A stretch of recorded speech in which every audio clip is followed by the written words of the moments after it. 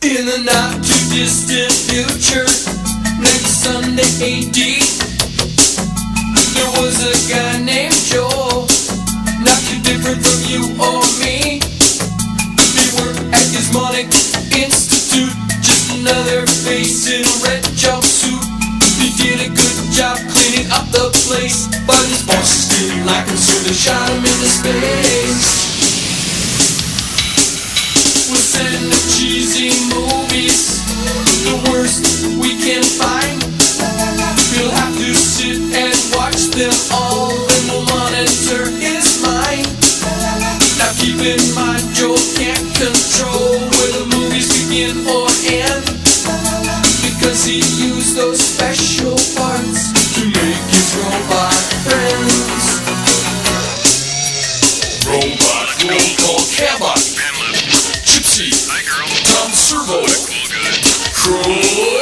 You're wondering how he eats and breathes and other science facts. Then repeat to yourself, it's just a show. I should really just relax. For Mystery Science Theater 3000.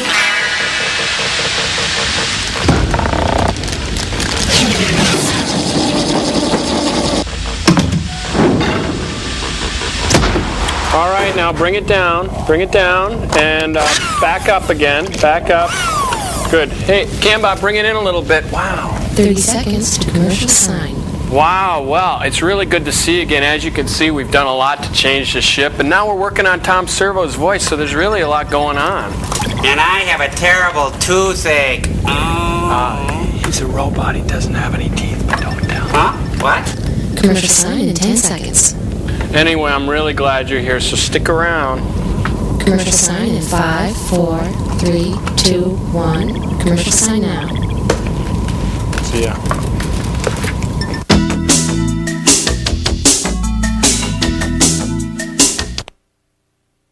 Don't use Novocaine, it dulls the senses. Okay, get ready. Open. Let's go. Come on, open it up. Come on, open. Come on. It's okay, I got it here. Okay. Oh, we're back. Hey, Cambot, push it back a little bit. So much has been going, you can let go of him. So much has been going on the ship, but the biggest thing is Tom Servo's new voice. We're just about to show it to you. All right, give her a rip, Tom. Let's see how it sounds. Warning! Danger! Danger, Will Robinson! Warning! Wait, hold it. I don't think it's quite there yet. Okay. Okay, there. Give it a shot. Daisy, Daisy. No, that's not quite it. Okay, here we got it. There we go. Here it is. Oh, hello, world! Happy birthday! What do you think? Pretty neat, huh? Oh, it's a world of difference. You know, Joel, I'm just finally realizing I've been to paradise, but I've never been to me. Oh, look sharp, you goons. It's the Dark Overlords. Hi, welcome to Deep 13. Would you like to try our smooth, creamy thruster buster? Where's Dr. Earhart and Dr. Forrester? I'm Frank. I'm new here. As for Dr. Forrester, he stepped out for a moment. As for Dr. Earhart, he's missing. Oh. But as far as you space monkeys are concerned, I'm the new marshal in town. That's right, I'm the god. I'm the god! May I take your order, please? Yeah, what's in a thruster buster?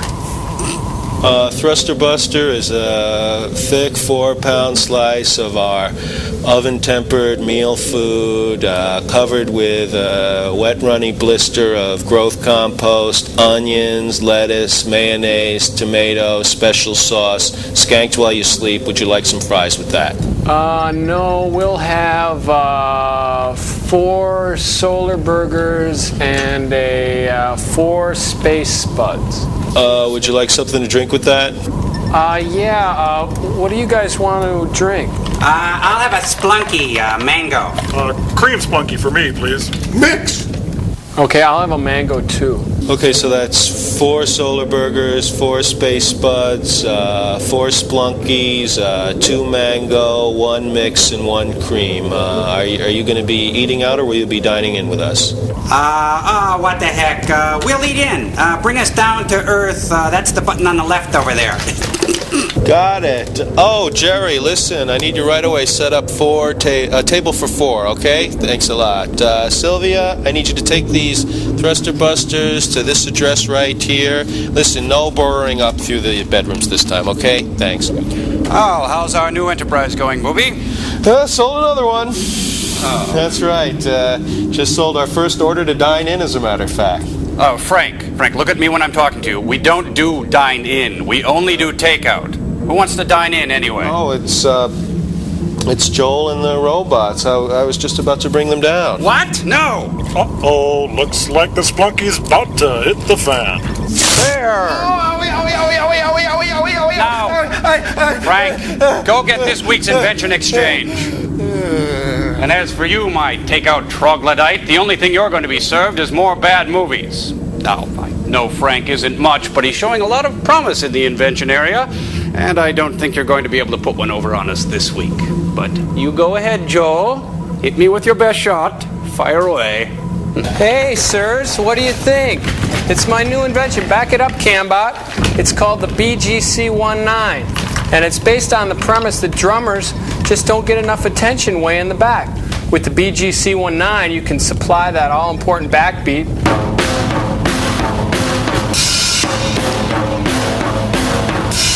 and still walk around and be a dynamic frontman at the same time. Now, what's your invention? That's it. That's good. That's right, thanks. Well, it's called the BGC-19. It's based on the premise that most drummers being in the back don't get enough attention. Frank!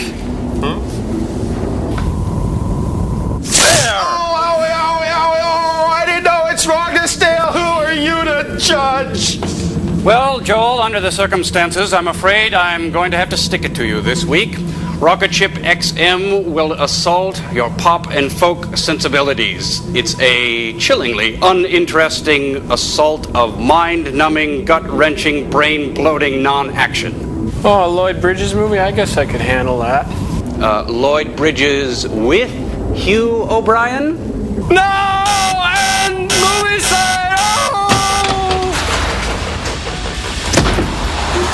We of the Satellite of Love take this time to salute some of the unsung heroes of today's film. The reporters of Rocket Ship XM. They are the unsung heroes that cuddle in back rooms, nameless like so many cattle.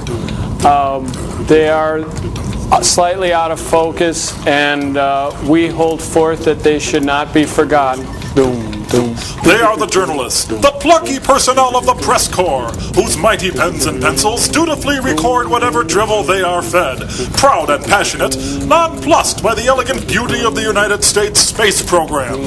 And so we present to you the journalists of Rocket Ship XM. Roll them slides, Cambot.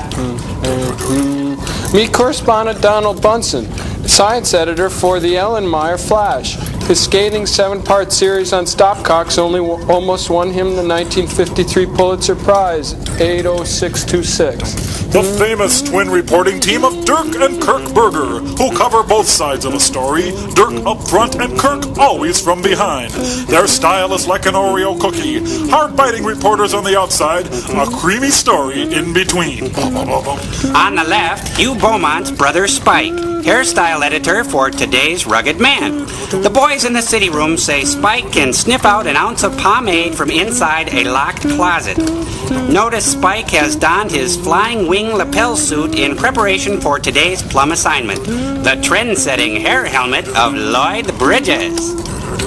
Peering over Spike's left shoulder is foreign affairs correspondent for Digest, Peter K. Wimple. Mild-mannered and meek to a fault, Wimple's motto is, "When will it be my turn now?" 9/1807. Ladies Home Foundation Garments is well represented by Cub reporter Robert Bland. Here we see him gathering information for his upcoming piece on zero-gravity girdles. Don't let that flint-hard exterior fool you. He's wearing a Warner bra, trimmed with delicate peekaboo lace. Leering in from the back is chief editor of White Male Perspective, Wilhelm Studman, visibly upset with the intrusion of a mere girl into a man's world. Studman keeps his distance because Chanel number 5 gives him hives. The boys in the press corps have nicknamed him the Golem. Dude, and there's so many more. There's Billy and Frank and Judy. Fast-talking Fanny and Automatic Slim. There's Roy and Scoop and Cold Type. Oh man, Mr. Peepers and the Leech. And this guy, he's a woozle. His name is Peanut. These are the men and women of the press corps who will do anything for a story. Unless they're told to withhold information. We salute the press corps of Rocket Ship XM. Excelsior! Did I or did I not address the topic of selective gravity, Mr. Crow? Well, we did global and what's the other thing? I don't. Mr. Crow, please try to pay attention. This is for your benefit. Yes, sir. Sorry. All right. Now, selective gravity is the ease of which fish line or wire, sir? or wire can be attached to an object to make it float. Oh, like a biscuit. We'll get to that. Anyway, the object you're going to be floating has to have a high degree for humor or levity. Just a little joke for the TAs there. Now, I'm going to be floating some objects here. With wire? With wire, and you're going to tell me if they're funny or not, all right? First, we start off with a coat. Funny or not funny? Funny? Right, funny. Next, Kemba, bring it over to the right here a little bit. A wrench. Funny or not funny? I'd say funny. Right, funny, finally. A harmonica. Funny or not funny? Okay, Crow. I forgot the question. Funny or not funny? Funny. Are you sure? Not funny. It was funny. Stick to your guns, Crow. Now, I'm going to be showing you some flashcards. You'll be awarded 20 points for every correct flashcard. These are objects that are funny or not funny when they're floating. All right, start things off. Sand. Not funny. Right, okay. Orange juice. Funny or not funny?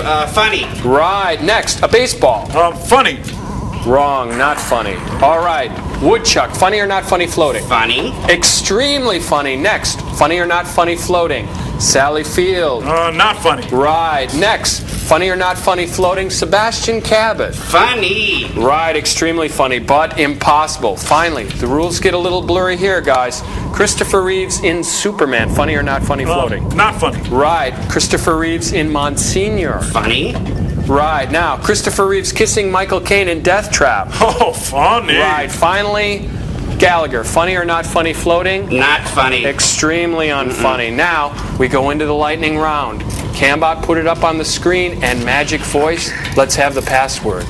The secret password is things which are funny floating. You take your shoe off with this. A piece of cheese. A come-along. A shoehorn. Right. You keep meat in this. Your mouth. Right. A juggler. Boring things. A juggler. Hackney. Things at a Renaissance festival. Bad actor. Things you say to a bishop. Pass. Flashing light. Sale at Kmart. Flashing light. Buzzer. Times Square Death midnight. shaking. Things that happen at movie signs. Yeah, that's it. Movie signs.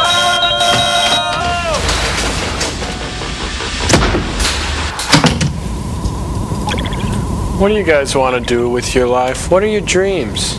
I mean, where do you want to be in 2 years? Beauty walks the razor's edge. Someday I'll make it mine. Bless the beasts and the children. Why do birds suddenly appear every time you walk near? All I want is a tall ship and a star to sail her by. Oz never did give nothing to the Tin Man. One is the loneliest number that you'll ever do. I dreamed I saw Joe Hill last night. Half-breed. That's all I ever heard. We had joy, we had fun, we had seasons in the sun. But the stars that we reached were just starfish on the beach. Dames like this always got beer around. What? Oh, Fill with mingled cream and amber, I will drain that glass again, such hilarious visions clamber. Oh, yeah. Hey, there's a ship out there. Who said that? I did. Oh, that's beautiful. No. There's a ship outside. Oh, it just goes on like that? No, outside. There's a ship outside. Oh, you mean outside the bounds of earthly restraints? No, out there. See, look. Yikes! there's a He's ship right. out there. Hey, Cambot, Oh. give me rocket number 9. I need an exterior of the ship. Let's go, you guys. There's somebody outside the ship, and they're trying to hail us. Huh? Check it out on the hex field view screen. Hello, puny earthling. Oh, hi. Oh, I think she's talking to Joel. I have come these many light years to find you, and now you and your daughter are doomed. Maybe she's talking about Gypsy, Joel. You and your daughter will never escape the power of the Dark One. Dark One? Doug Warren, I haven't seen him since high school. Dark One? I don't know any Dark One. You dare to mock me? See if you can mock me in the room of questions. Joel, who is she and what the heck does she mean? Just let me handle this. I know how to talk to these space vixens. I could never give in to your demands. You'll never get any satisfaction out of me. Not even a little? No, God, she's ugly. Okay, well, then gotta go. Bye-bye. Kick it down to... Wait, Joel.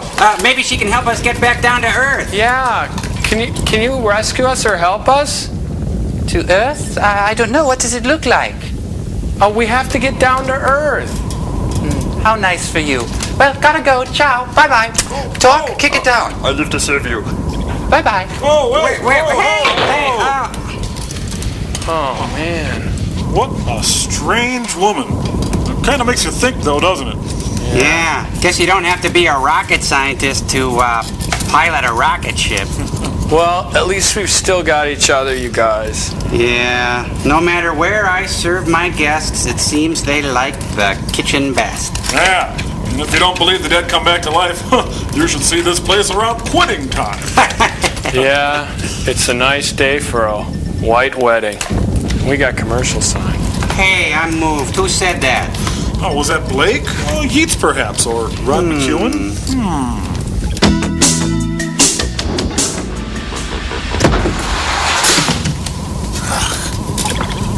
Boy, nothing more depressing than being locked in a capsule watching a movie about people dying in a capsule. Yeah, why don't you just show us Marooned? We couldn't get it. Well, you wouldn't show terror at 30,000 feet in an airplane, would you? No. Yeah, and you wouldn't show Das Boot on a submarine, would you? Yeah, and you wouldn't show a Burt Reynolds movie to prisoners, would you? Yeah, and you wouldn't show breakfast at Tiffany's at a jewelry store. Don't you have some mail to read, Krog Blossom? Frog Blossom. Jeez, just say so. They're right here. Cambot, let's put this one up on the screen. It's kind of visual.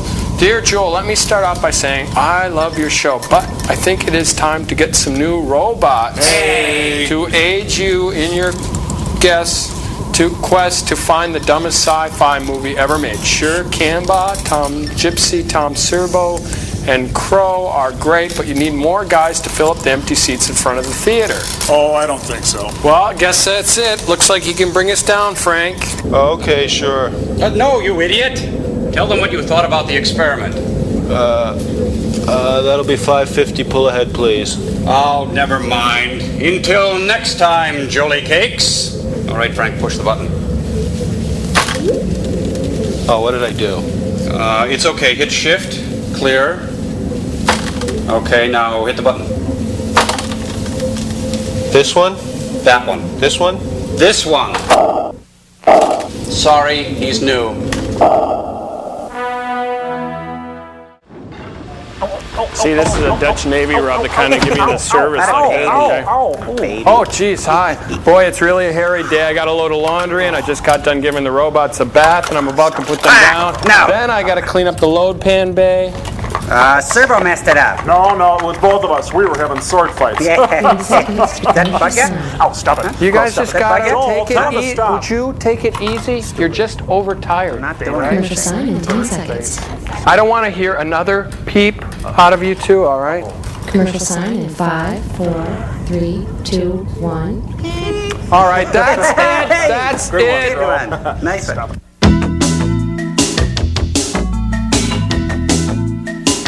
I know you are, but what am I? Ah, you're another one. I know you are, but what am I? You're dumb. Listen, listen. You guys better stop it, or I'm going to give you both a timeout, okay? How's that make you feel? Joel, you said we could stay up for the movie. Yeah, that's what we're designed for. Yeah. Listen, okay, if you're really, really good, you can stay up for the movie, okay? Okay, we'll be really good. Yeah, we promise. Okay, now look sharp. The mad scientists are calling, all right? Great. Okay. Now, do you have that prism lens effect, that fly eye thing we talked about? Like at the beginning of Family Affair, that kind of thing. We'll do that here. All right. Well, Joel, we're just tidying up down here a bit. Let's get right to the invention exchange this week. What do you say? Have at it. We're gonna watch the movie. We gotta watch the movie. Hey, come on, cut it out, you guys. Hey. I want you to go turn out the lights, you spinach chins. I want to show them Gretchen the Slinky, okay? That's better. Well, some exciting things have been going on here in the Satellite of Love. I realized that if you gave the right chemical bath to a Slinky and then exposed it to some ultraviolet light, some interesting things would happen. I want to show you Gretchen the Slinky. Hey, Gretchen, wake up. Come on. Yeah, there you go. See? She's doing really good. Yeah, that's right. She likes to be around people. Come on. Hey, come on. You want something to eat here? I got some carpet for you. You like carpet, don't you? Don't like? Oh, come on. Have some carpet. Yeah, that's good. Yeah, she loves carpet. You want some more? Come on, there's some more there. Finish it up. Okay. Now let's show them what Slinkies do when they sleep, okay? I'm going to show you how you sleep, okay? Just hang you up right this. See, they rock themselves like that, okay? All right, and do one last thing for them, Gretchen, okay? All right, I want you to do one last thing.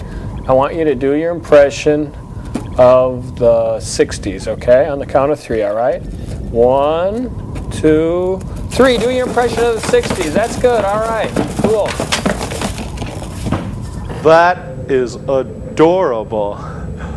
I wish I had one of those. Must be kind of hard to take care of, I bet. I remember when I was a kid once, I had this Slinky. I put it on the escalator. Frank! Oh, here comes Dr. Forrester now with his invention.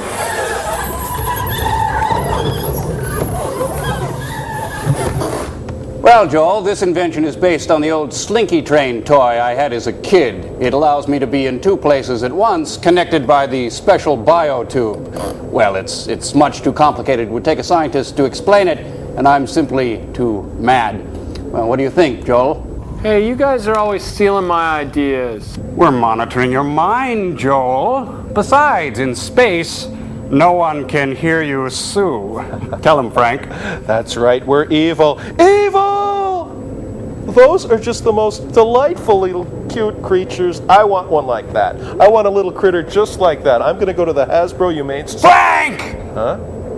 Your movie this week, Joel, is not a science fiction film, but it's perfect for our experiments. It's just bad. Tell him, Frank. That's right, it's a diabolical cinematic. It's just bad. Yes, remember that bad thing we saw? This is even worse than that. That's bad. right, it's bad. But it's our kind of bad. It's a good bad. It's bad. It's good for us. Bad for you, Joel.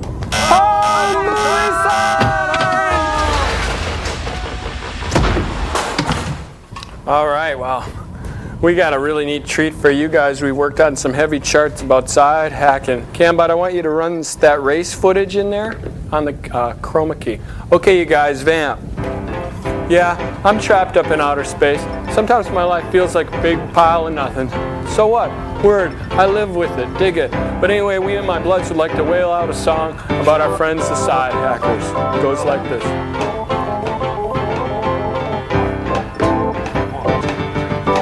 Side hacking is the thing to do, and it doesn't hurt to have a low IQ. Take your life you like and a little love. big grand prize is 25 bucks. Side hack will quench your danger thirst. The stupid ones always seem to come in first. Yeah.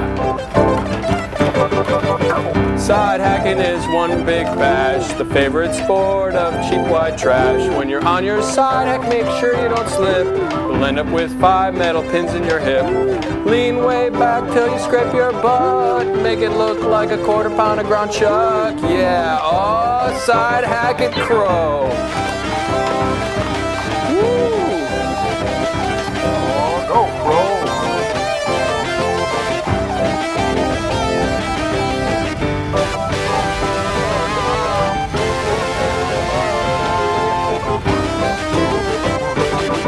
Some sport that attracts a lot of racing fools. A lot of people get hurt cause there are no rules.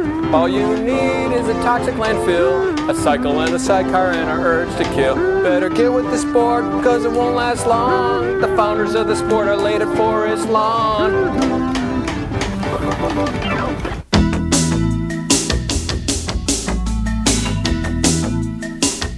Joel, what happened? Where'd the side hacking go? Yeah, where'd it go? We liked it. Well, you guys gotta understand, it's really hard to get a new sport going. It's hard to get the recognition that other sports enjoy. Can you name a few?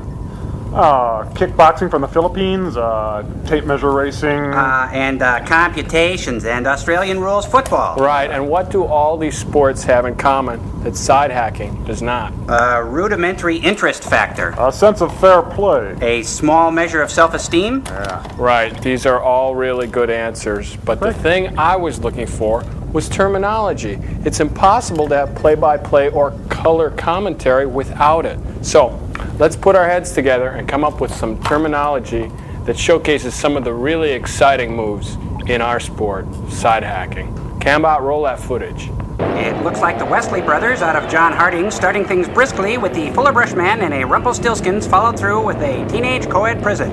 Out of Wausau representing Wisconsin, Mitch and Pitch performing the now famous Yank Me Crank Me. That bright young team, the Allentown Poodles, with their rendition of the Swirly. Oh no, could that have been the Gunk Out Crow?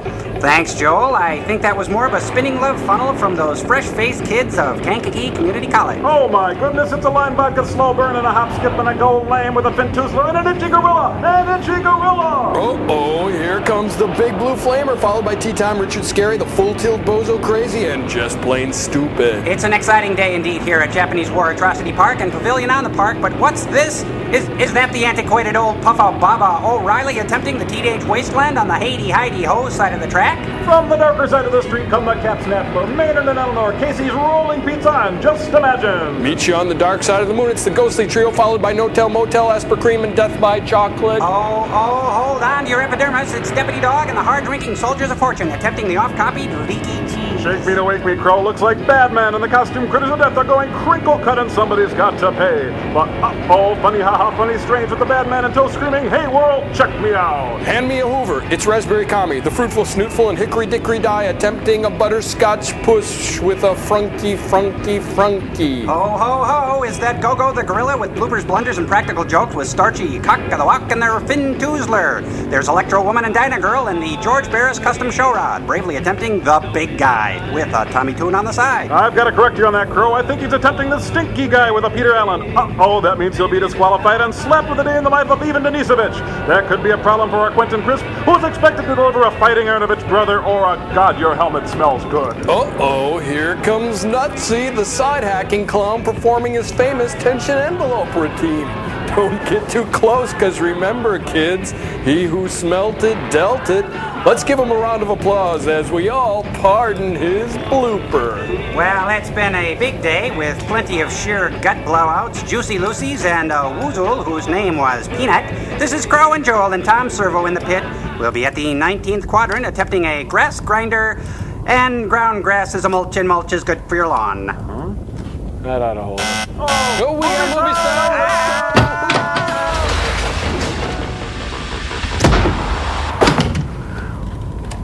Boy, that Rommel guy is really cool. I wish we could be more like him. Yeah, well, we can never be him. All we can do is try to emulate him and tell others the good news about Rommel. I read his book, you know. He is a magnificent bastard. And in it, they had the patterns on how to make these super cool hats. Check them out, you guys. They're really cool. Yeah. And there's a lot of neat things. Yeah, love is good. Yeah. Anyway, there's a lot of neat things you can do as Rommel, like obviously go side hacking, you know. Or you can take your refrigerator around the world. Right, that's a good idea. Or you can entertain guests at your summer home. Yeah, and then there's running through the woods and rolling down hills with your best girl, Rita. Oh, man. Come on, Crow, into every life a little rain must fall. Let's try to concentrate on some of the more positive things here about Rommel. Yeah, don't forget the fun he had playing with his mechanic pal, and playing pool, and forget about what happened to his girl, Rita! You gotta take it easy. Come on, there's still a lot of really neat stuff that Rommel did. Like, remember that time he got really crazy? Yeah. And he went into town to raise money to get those crazed killers to go and avenge the death of his girlfriend, Rita. Come on, Joel, snap out of it. Joel, quick, think of something to cheer him up. Think of a joke. Yeah, right. Hey, Joe. Number 8. Yeah. Oh, I've been too tense, man. Yeah, that's a good one. That's funny. All right. Something coming in on the view screen. No, that's not a joke, actually. No, really, there's a ship coming into range. Oh, no, you just can't tell him the way Crow can. No, he's right, Joe. There's a ship coming into range. He did it Enjoy the again. That buffet, just yeah. kills me. It's so funny. Wait a minute. There is a ship out there, and it's got a side hack on it. Hey, who are you? Oh, come on, Rommel. You know who I am. I'm JC from the Planet 5 the hard way. Now, look, baby, our senses have indicated that you've been watching a side hack movie. Hey, which is cool, man. You know, we were even going to bring you cats back down to Earth, but then you had to go and be like Rommel. Oh, no, we don't want to be like We don't want to be like him. Well, then why are you wearing those stupid hats, baby? I don't know. What do you have against Rommel anyway? I tried to show him the way. I tried to show him the light. I was like a brother to him. Now, Cooch, tell me, did I love Rommel? Did I, huh? That's Gooch! Right, Gooch. Look, man, I loved him. My own flesh I don't love better. But I wasn't good enough for him. How many times I asked him to ride with me? He just said no. I want you to do something for me, Cooch. I want you to do something. I want you to get Rommel for me. Get him.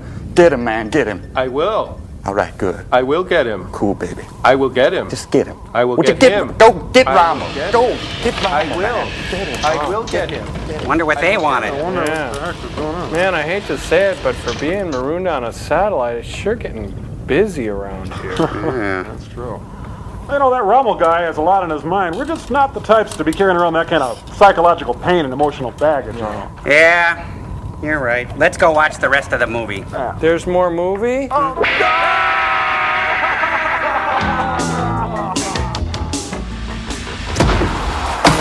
brother. Boy, what a depressing film. Yeah.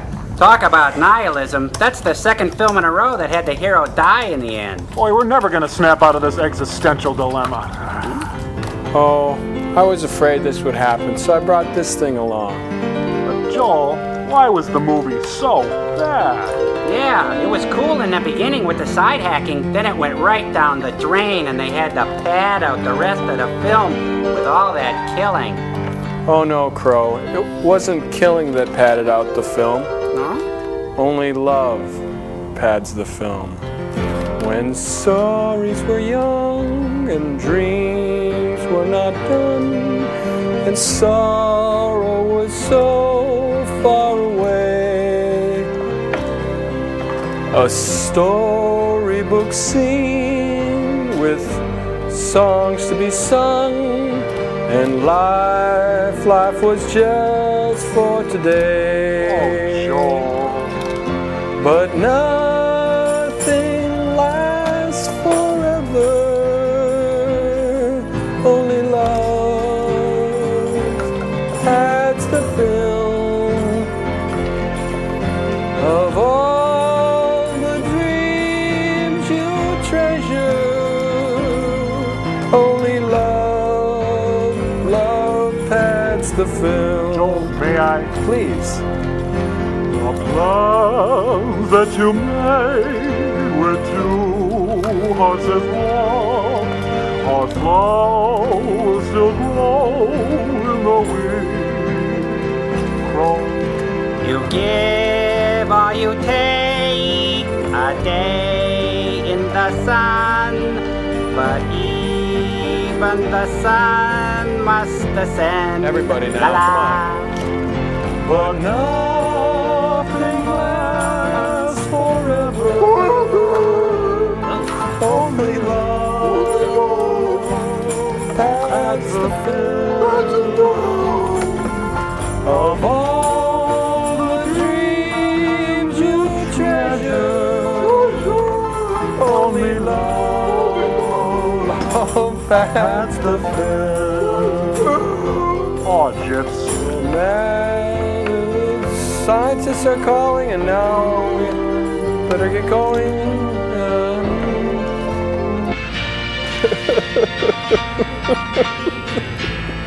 Listen to them up there, singing and dancing their dear little hearts out. Oh, those poor. I'm going to bring them down. Oh, why don't we invite the entire King family in here?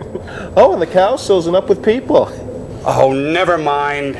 Don't you have some letters to read, Pink Boy? Yeah, of course, I got them right here. Let's see, Cambo, put this one up on the screen. Oh, it's just print, but they should see it anyway. For Joel, Tom Servo, and Crow. Hey. I'm 13 years old, and my family loves your show a lot. Every time we watch it, we can't stop laughing. The best I like is the Nice Tag or Nice Dive and the Bot sitcom. Well, you might need a calculator, he says. You remember that when you said Oh, yeah. the twins? Sure. And when Tom Servo, Crow, sometimes Gypsy play when they have to tell something good and play bad about the movie for graham chips. Oh, he thought he thinks they're called graham not yet. chips. No, They're no, graham chips. not But yet. anyway, that's from With Laughs from Chris Tackett. Maybe we could do a good thing and a bad thing about that letter. You got a good thing to say? The good thing is, I'm just so full of love right now, I can't say a bad thing. What about Chris, you? Got a bad thing to say about that letter? The printing's nice. Okay. That's a bad thing? Well, Yeah. for us. Oh, okay. You've seen Joel right. Anyway, let's put that, Cambo, let's put the address up on the screen, and Tom Servo, do the mighty voiceover, please. Okay, send your letters to the Mystery Science Theater 3000 Information Club. That's Post Office Box 5325, Hopkins, Minnesota. Zip is 55343, and we love you. Okay, and the next one, Cambo, put this one up on Still Store. Oh, this one nice. says, Dear Go, which is Joe, Serbo, and Crow. Hey. I really like SF, and I don't mean San Francisco. Little joke. And I there. like Tom Servo best. It's Tom Servo, by the way. Thank you very much. Because he's cute. Aw. I like Crow because he always makes me laugh. I would really like for another robot to be on the show, but not a boy or girl. I would like her to look like P.S. I drew a picture on the back, but I want one girl for Crow. Here Yeah, she is. me and too. One for you, Joe. But it's kind of just Gypsy, a redesign of Gypsy. We've already got a girl here, you silly. We Anyway, love Gypsy. guess that ought to do it. What do you think, sirs? I think I liked it. Well, until next time, Joel Hackerson. Go ahead, Frank, push the button. I will. Well, push it. I will push the button. Push the button, Frank. I will Go ahead. push the button. Just push the button. I will. Push. I will. Make one of these. I will push the button. And do this. I will push the button. 30 seconds to commercial sign.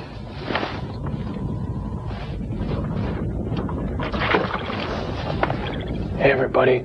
Welcome to the experiment. Commercial sign in 15 seconds. We're playing hide and seek with the elusive and inexplicable forces which control the universe. We're still safe because the cosmic universe has its eyes closed, and it's counting to 6.02 times 10 to the 23rd. I wanted to play hopscotch with the impenetrable mystery of existence, but he stepped in a wormhole and had to go in early. Commercial sign in 5, 4, 3, 2. Commercial sign now. I'll be right back.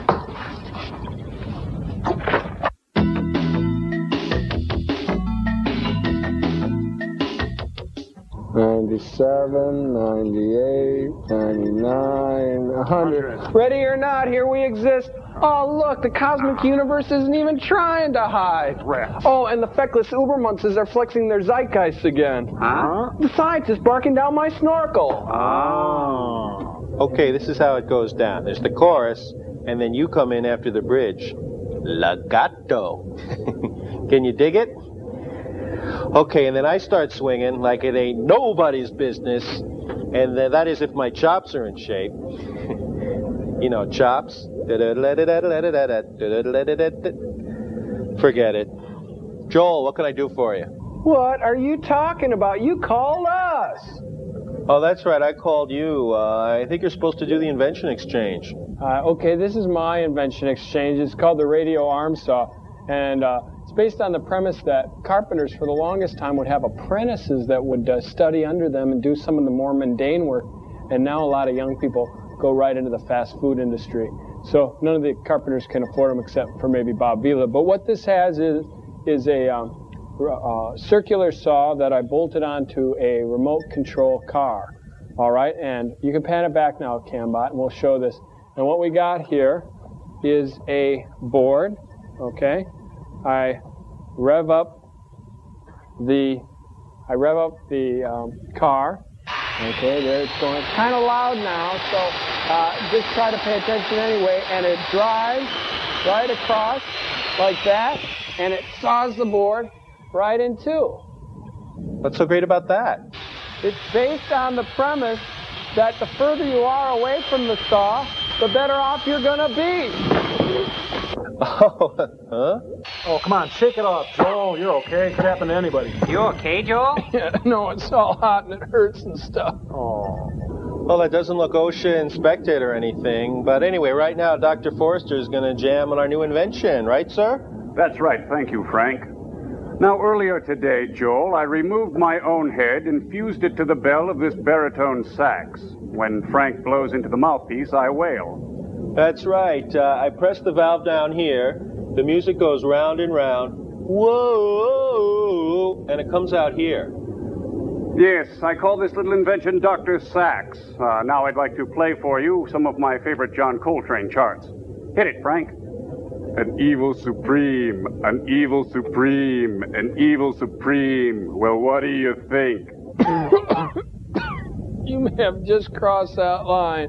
I've never seen anything so hideous, so immoral, so atonal.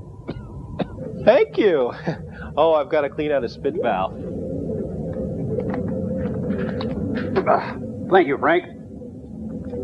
Well, Joel, your movie this week is preceded by a little piece of tripe that's very close to my own heart, called The Phantom Creeps, and it stars our old friend Bela Lugosi as a lovable but fractured mad scientist.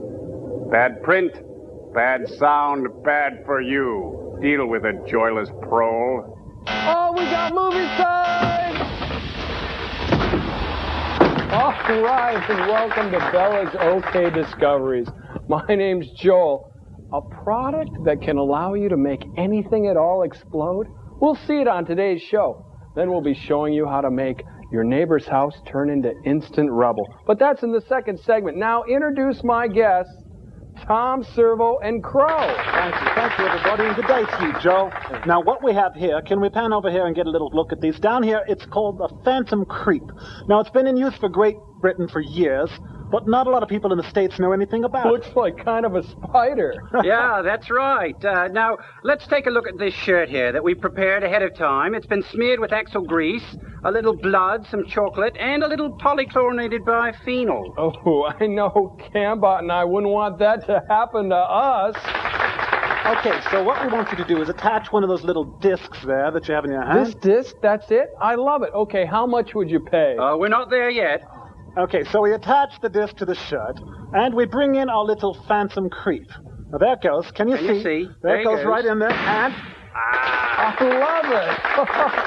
That's amazing, isn't it? Okay, now quickly, Joel, now grab that satellite dish there. Grab the dish, there you go. You see what he's doing? He's ready to go. He's grabbing the dish. Yes, absolutely amazing. Now watch. Take the dish. Now rub some black dirt into it. Just some ordinary black dirt. You can take it right off the shirt there. But this is absolutely. I can't. This is my satellite. Oh, Come on, you guys. Fine. It's okay. I promise. But it's right off the satellite of love. Okay. It's okay. All right. Just like come on. Just like that. Now everyone knows the side facing the sun takes a real beating. I mean, it's 4,000 degrees out there. The other side, no sun over there. What happens when I stand over here?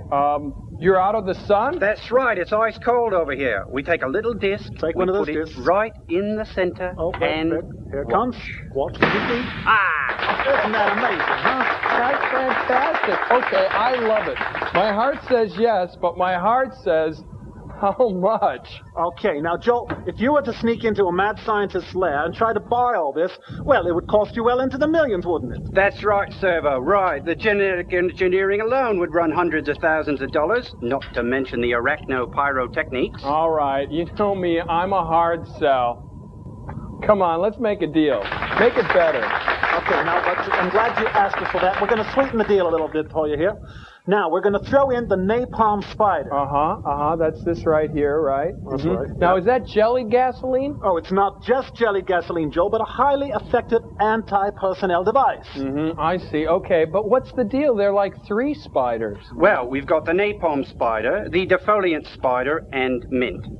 All right. But can't you make it just a little bit better? Come on, everybody. Come on, Joe. We're businessmen. All right. I'll tell you what we're going to do. Since you're a friend of ours, we're going to throw in... Well, grab that tray down there, will you? There he is. Yes, my arms are inoperative, so I can't He's grab grabbing it. the tray. There we go. Okay, this right here, is this what we're talking about? They're right on Looks like a really big spider. Oh, that's the granddaddy of all explosive spiders, Joe. This one can take out a whole city block. Now, where's that disc, Crow? Well, Servo, the amazing thing is I've slipped that lightweight disc into Joe's pocket. And he's lucky. It really is comfortable. I'll take it.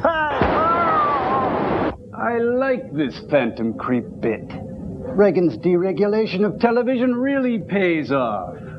If you've got your charge card out, I'd like to get the Snackmaster thing. Well, as you know, Joel, the torture never stops around here. That's what you get from hanging out with guys like us. One more bad film. No, don't pass out on me now. Go ahead, put in the tape, Frank. Taste my steel, pasty boy, after this.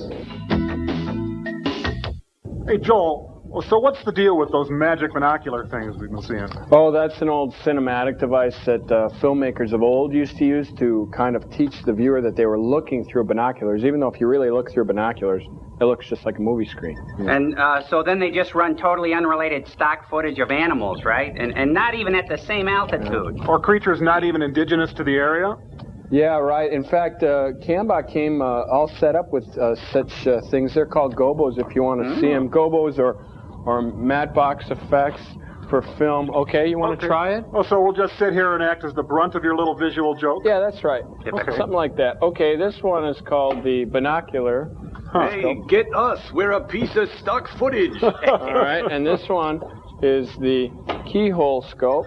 You know, you're the only man for me, Servo. All right, this is the high-powered scope. And so the French Prime Minister shall receive the quadrant. Look out! Look out! Okay, this is the periscope scope. I don't care how you do it, you must sink the Bismarck. And also the driving Miss Daisy scope. Might as well be walking and driving this slow, Miss Daisy. Just watch where you're going. Okay, this here is the microscope. Go ahead, Crow. You can imitate a one-celled animal better than I can. Starting to look a bit more like the Sammy Davis Jr. scope. Okay, this is the Lucy scope. Ah, Ricky. Turns out I was never funny. Okay, the small intestine scope. Ooh, I feel so funky. I need soothing and coating. That's really Philly. This is the Jose Feliciano scope there. Chico, don't get discouraged. All right, this is the family circus scope. Okay, who broke my vase? Not me. Okay, followed by the jack-o'-lantern scope, the glaucoma scope. What? And if you want to get really fancy, you add the family circus scope with the glaucoma scope and get the Hubble scope. Okay, there's that, all right. Followed by the Pope scope, the Scope's monkey trial scope, otherwise known as Inherit the Windorama, the ever-popular Nope scope. Oh, brother. Like that. And finally, movie sign O scope. What in the Sam Scratch is that noise? Sounds like a mosquito about the size of your head just got sucked in through the access ports. Oh, don't be absurd. A mosquito couldn't live in a vacuum. Hey, there's a ship coming into range. Hey, Cambot, give us rocket number 9. Let's see what it looks like. Hey, that's no mosquito. The British stopped using those at the end of the war. Hey, look, something's coming in on the hex field view screen. Stop that. Stop it! We're not sure if we don't understand them yet. Sorry. Hey, what do you guys want? We want to shoot you. Stop that! Stop it! You can't shoot through a view screen. Oh, sorry. Let me. Hello! Greetings, insignificant life forms. We come bearing gifts, beads, trinkets, Coke bottles, accessories. And bullets. Joel, what the heck do they want? Actually, our needs are rather simple. For a little list. All we need is, here it is, mineral rights. Women, property, scalps, food, clothing. It's the standard list. And also we want the cute one's head, if we could. That must be you, Joe. Yeah, definitely, Joel. Yeah. Hey, quiet, you guys. We're talking to an alleged higher life form, whatever that means. That's us. Now, if you could just pop that stuff over to our ship, we'd greatly appreciate it. Oh, I brought a little treat for you, too. The magic fire stick. Ooh, also the ball in the cup trick. We've also brought VD, smallpox, and the Widowmaker. Stop that, you idiot. Now, Mr. Joe. Yeah? You are a white man with strange-looking slave types. Why haven't you exploited them yet? Or at least shot them. Hey, listen, you two. These two slave types happen to be my friends, and I don't know where you two get off waltzing around geosynchronous orbit trying to throw your white male weight around. You got another thing coming. You're messing with the satellite of love. Yeah, I see. Did you enjoy the tureen? The radicchio was picked fresh. Killed him. Brother. Man, we gotta stop giving our address out. Yeah. You know that? There was a bungle in the jungle that caused a real big fright. Someone was made a goddess and she happened to be white. But then she was rescued and now she's in the States. She's just your average housewife, but cleaning up the place. My white goddess.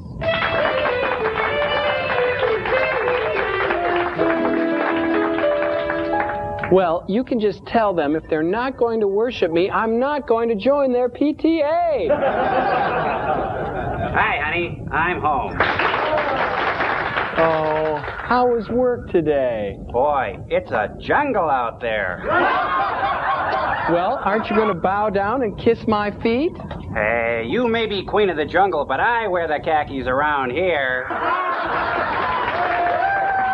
Hey, what's this mess? Oh, it's our neighbor, that friend of yours. Bill? Did he go on another wild shooting spree? I'll say he did, and this time he went too far. He went and shot up my crock pot. I'm not going to be able to make dinner. Well, I told you he wasn't such a bad guy. I wish that man would learn how to use the doorbell. Hello, everybody. Will you cut that out? Oh, now stop it, you two. Stop it. Would you settle down? Mr. and Mrs. Mabudu are on their way over here to play bridge. What? Where? Maybe it'll be 3-card Monty now. Oh, I'm so sorry, Mrs. Mabutu, that we shot your husband. What were his last words? What did she say? Sounded like Mubutu. Well, that's one native that's not going to be restless tonight. Baby, you're a goddess.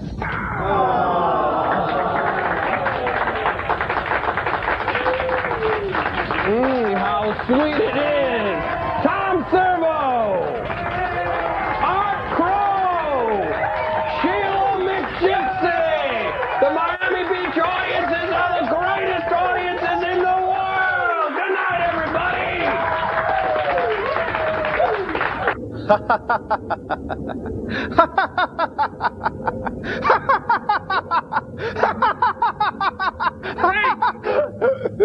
Oh, that was funny, man.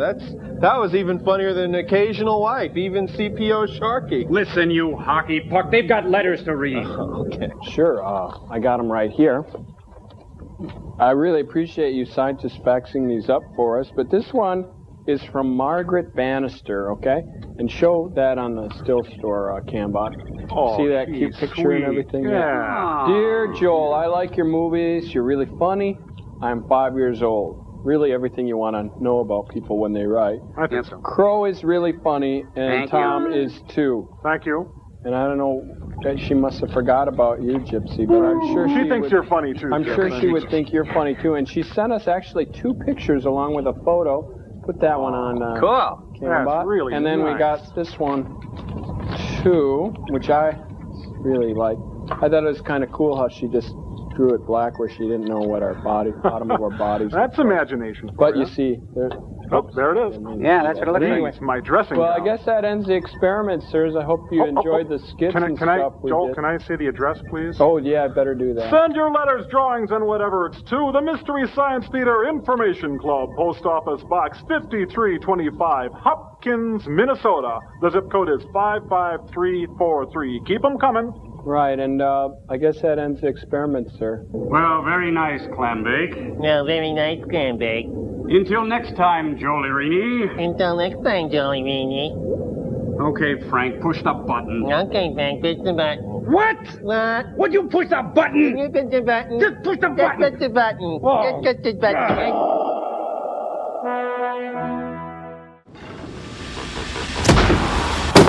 And God bless Joel and Gypsy. And all the aliens that have visited the ship.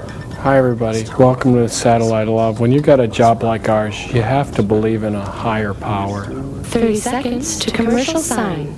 And God bless Data and his really cool robot named Lal. And R2-D2 and all the extras in Westworld. And RoboCop, even though I thought he got a raw deal, but it's really none of my business. Oh, and all those early versions that were just there for comic relief. And Ed 209, though I don't know why they'd make a robot that can't walk downstairs. And God bless Cherry 3000. Oh, yeah, and God bless Galaxina. Okay, and who else? Oh, Do we have to? I don't want to. I'm not. Yeah, you have to. Okay.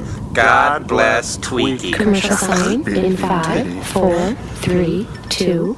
Commercial sign now. Amen.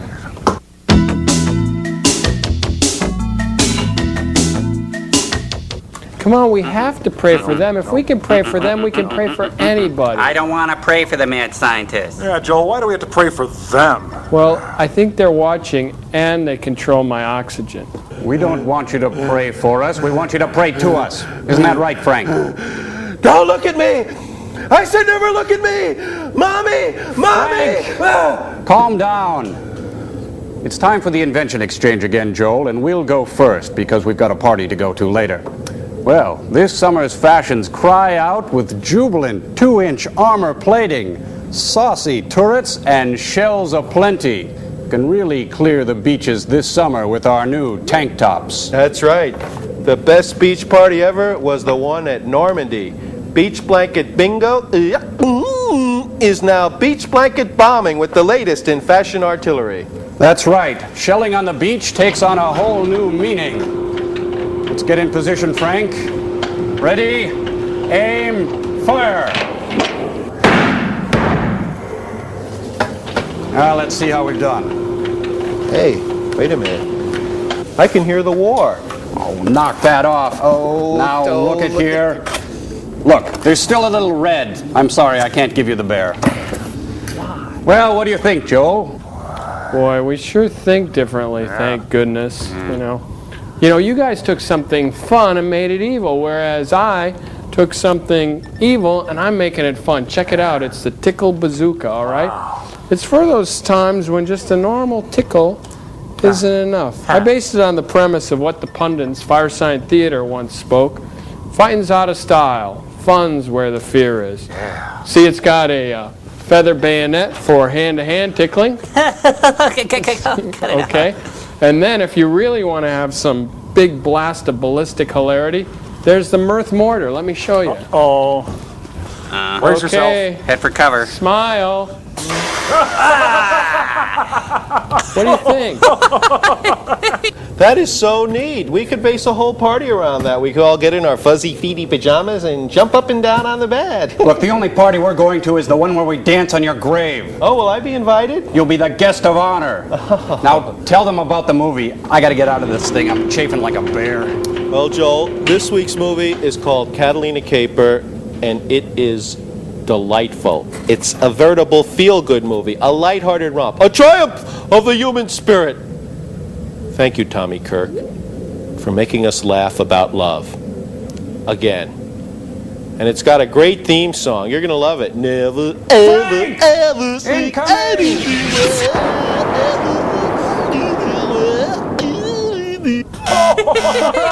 Movie song!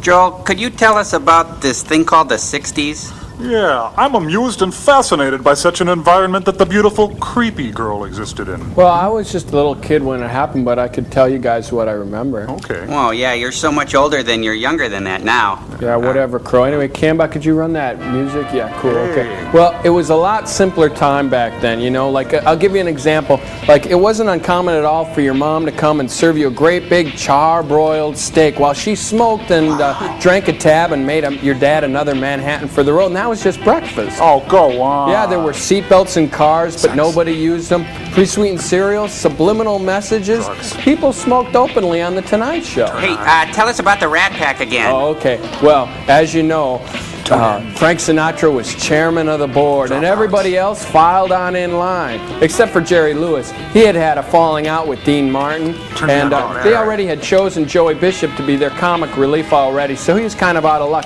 But Dean was tall and tan and quick with a song, and he just had to say the word, and cuckoo chicks would file on up to the hospitality suite and massage Peter Lawford's neck and make everybody groovy drinks while they took important phone calls from places like Palm Springs and the White House, until it was time for Frank Sinatra, the chairman of the board, to come out of the sauna, and he'd say the words and the dollies would go take a nap. Subliminal messages. Oh, tell us about the rabbits, Joel. Yeah, that's a good one. Okay. Meanwhile, in the Windy City, Hugh Hefner was cooking up his own groovy scene in the aptly named Playboy Mansion. Okay, there was George Kennedy and George Hamilton and Tony Curtis and Bill Bixby were all in his court. Sophisticated men who knew their racket. I and think you're Class B swinging into swingers. high. Yeah, anyway, there was like Twiggy and Abby and Peter, Paul, and Mary, Dion, Donovan, Melanie, Abraham, Martin, and John. So they just went by their first names like that? Yeah, like you, Crow. And there were typewriters, but nobody used them. And women were called girls. Wow. And businessmen wore double-breasted suits, had double chins, drank double bourbon, straight no chaser. Before, during, and after important business meetings and summit talks, everybody believed what the president said. Why shouldn't they? Sexually provocative humor wasn't on TV. It was on cocktail napkins, and we liked it that way. Toys had metal edges and little pieces that were breakable and would fit into your mouth. They would take and make a playground equipment out of stainless steel, then haul it up on the asphalt where you could get hurt. Parents were actually told to spank their kids. Well, my mom actually made me go and get the belt, you know, in front of company, and that was really frustrating because once they made me take a bath in the front yard. Why can't you be like everyone else and just remember the good things about the 60s? Yeah, like Woodstock. Oh, the Woodstock, great. Okay, no, Joel, you can't go to Woodstock. You're 9 years old. We're going to the opening of the new Century store. Oh, yeah, on Echo Lane. 3 days of peace, love, and pizza rolls. We're going to buy you a shopping cart Joel's for your in a lot of Joel. pain. Oh, boy, We'll be Peter right back. from Axe moved freely among men. They were, did I mention there were drugs at that time? And then...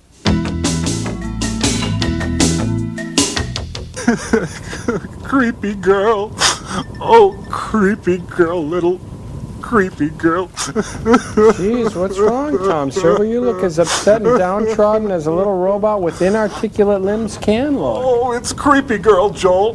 I just met a girl named Creepy Girl, and suddenly I find... I smell a song coming on.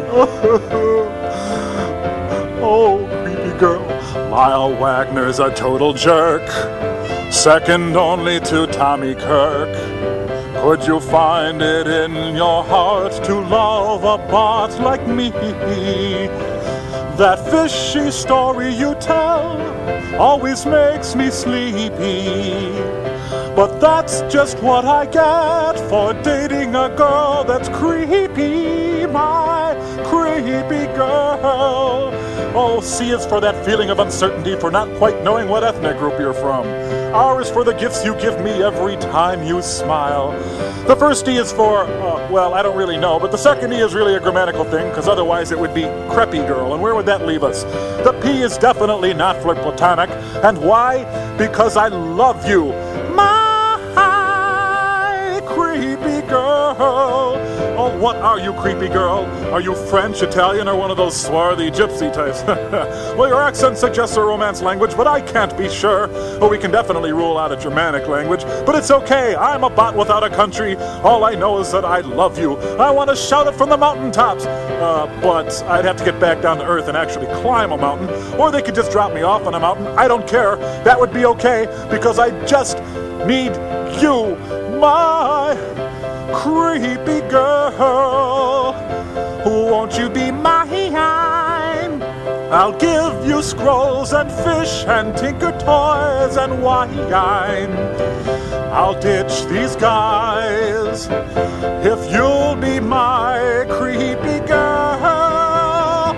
Be mine before movie sign.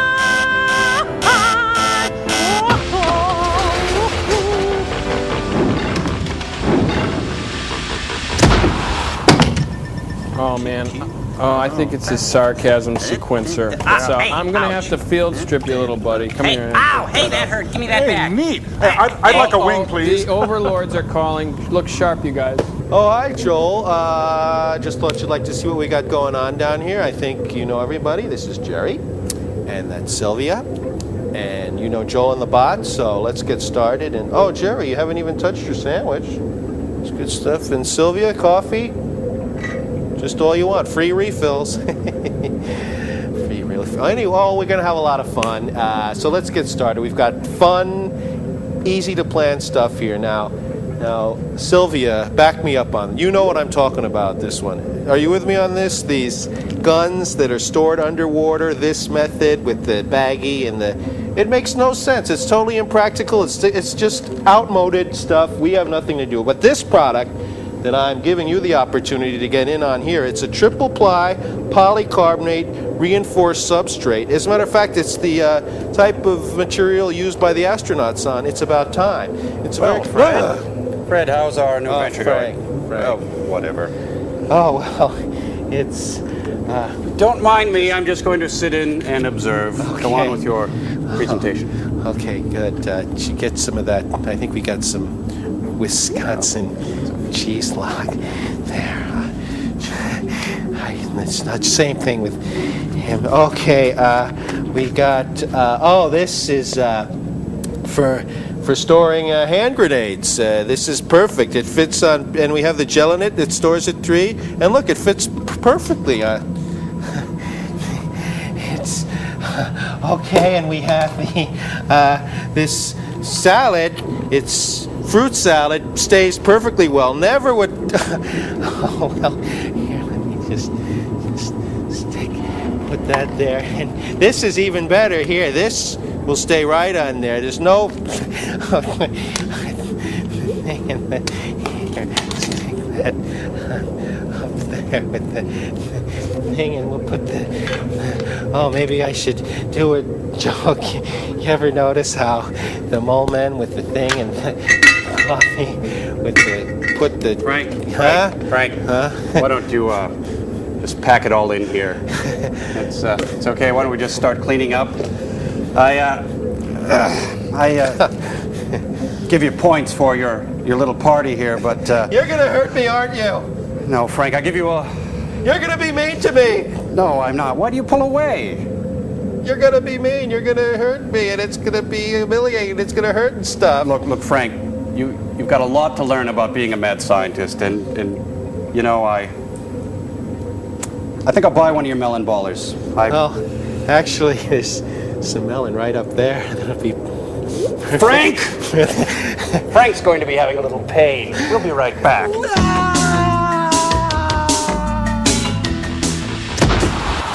Man, that was a really confusing movie, wasn't it? Well, no, not really. I only have one question, actually. What's that, Crow? What the Sam Hill was going on? Yeah. Well, which part of the movie did you have a hard time with? Well, I was doing okay until the opening credits ended, and then I thought it was like a cartoon with really good animation. You know, I'm confused too. The only thing that made any sense to me was that darling creepy girl. I can't seem to get her out of my mind.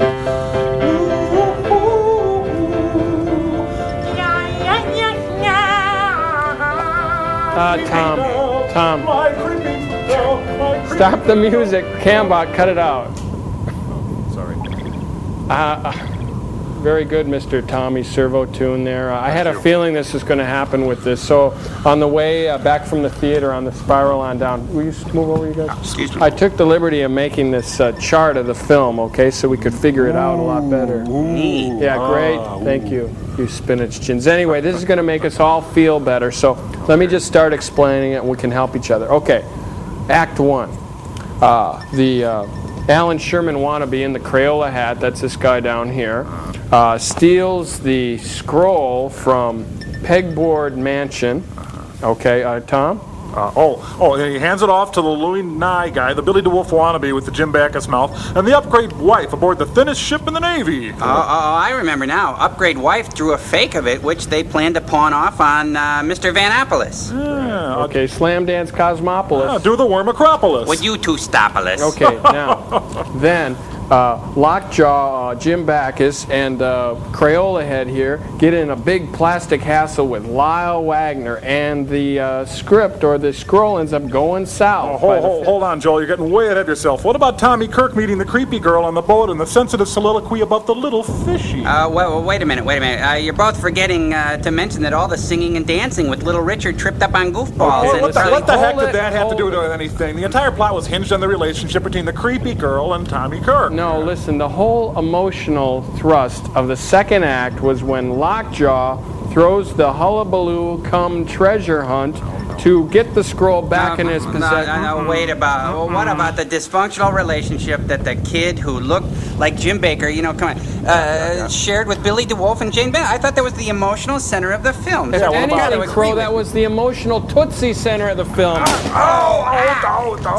I'm teed off. I'm going to go get the letters. Joel, the letters right here on the desk.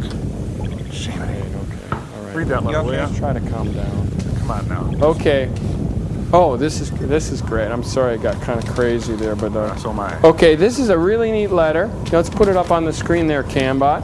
It says, "Dear Joel, Tom Servo, Gypsy, Cambot, and of course Crow. Yeah. We think this may be a first for your show. We met, we spent time together, and fell in love watching MST3K, and now we're getting married. Oh, that's We're wonderful. hoping you can make it to the nuptial festivities, but if the evil scientists won't let you guys out, please send a picture of Crow for us to keep and cherish as a precious reminder. Tell Crow the door is ajar, okay? And here, put this up, Cambot. Here's the wedding announcement. We're going to have to block out some of this so we don't get a bunch of misties there. But anyway, But it's the Trumps, and it's in New York. Yeah. Is it an open bar? I think that was super cute, cool, and really romantic. Yeah, isn't romance wonderful? Yeah. Hit it, Cambot! Ooh, creepy girl, oh creepy girl, my eyes pour out to you in heaves and droves of iridescent shapes and stars through the sky, but I don't care, creepy girl. I got hit in the head with a crowbar and I just don't see straight anymore. All I know is I love you. Bad movie. Good fruit salad. Push the button, Martha Stewart.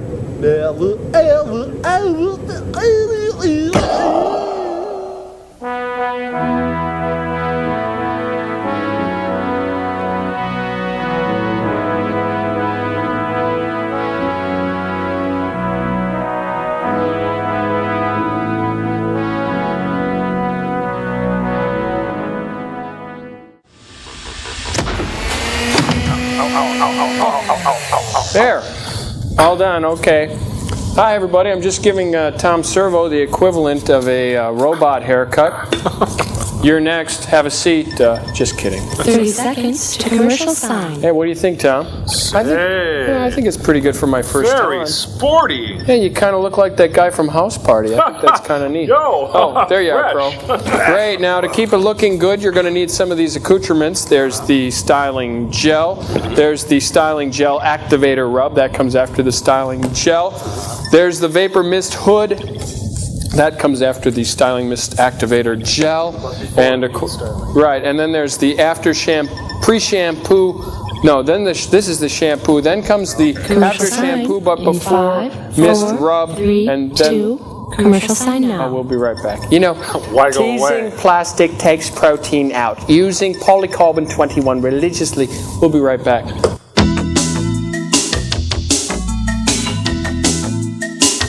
Oh, you're back. Boy. Step down, grab a lollipop. Good job there. I guess it's time for the invention exchange, if I'm not mistaken. Look, I'll say when it is and when it is not time for the invention exchange. And I say that it is time for the invention exchange. Isn't that right, Frank? Duck was in the playing with the thing in the Look, our invention is rather complex this week, Joel, so why don't you go first? Well, I was going to show you the Mexican jumping beanbag chair this week. It was really great for moving and rearranging the house, you know, excellent for the elderly's circulation. And if the vinyl ripped, it would cover itself in a tangy cheese sauce. But again, Gypsy ate it. She's got Montezuma's revenge like you wouldn't believe. Yeah, it's too bad. So I had to pull this one out. It's not really done, but I think the concept's kind of neat. You know, preparing taxes on Earth is a really stressful time for everybody involved, especially the person who has to prepare your taxes. So I invented this adding machine that actually, when it prints out in these kind of candies that are on paper. See, and that way you can eat your losses if things go bad. My favorite flavor is in the red. Yeah, it turns a bean counter into a jelly bean counter, you might say. Wow, those are great. I love those. You know what I really liked were those wax whistles that you'd get at Halloween and those little yellow candy corn things. Sometimes I just stick them up my nose. Look, no one is interested in your little trip down memory lane. Well, Joe Franklin would be. And nobody is interested in some candy adding machine. Well, actually, it's the ribbon was the candy part. If you're going to be... Please tell Joel and the bots about our new invention. Okay, well, Joel, you know, if you're like me, when I think of the 70s, I think of one thing. Foosball! Woo! So what we've done is we've taken the whole foosball concept and we've caulked this, added water, and we've turned it into water polo. Woo! That's right. Yeah. It'll provide hours of aquatic terror. Get that, Frank? With shark attacks, boat accidents. I'm going to kill you. Just like the kind of terror you're going to see in this film this week, Joel. Phantom Creeps with Bela Lugosi. And then after that, our main feature is called Rocket Attack USA. It's the feel-good film of the Cold War era. A triumph of the human spirit. But now I'm going to kill you. I have you now. Die! I just scored on you, Pauline Kael. Endure the film, Joel. I will kill you.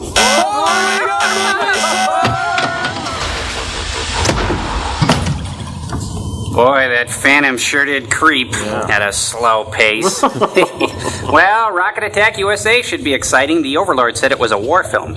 Actually, I think it's a Cold War film. Cold War. Now, what the heck was the Cold War anyway? Well, the Cold War was a rich, fertile time of paranoia, virulent conservatism, rampant jingoism. Ah, the Reagan era. Yeah. Well, actually, I think it was the McCarthy era. The Charlie McCarthy era. Yeah. Well, you're right, exactly. It was the McCarthy era. Yeah, these are some artist renderings. You want to bring it in, Cambot, just a little bit? You see, I have here these artist renderings. You see, one day Charlie McCarthy looked at Howdy Doody's hair and saw red. After that, Charlie formed the McCarthy hearings on un-American activities. Howdy turned informant and named names.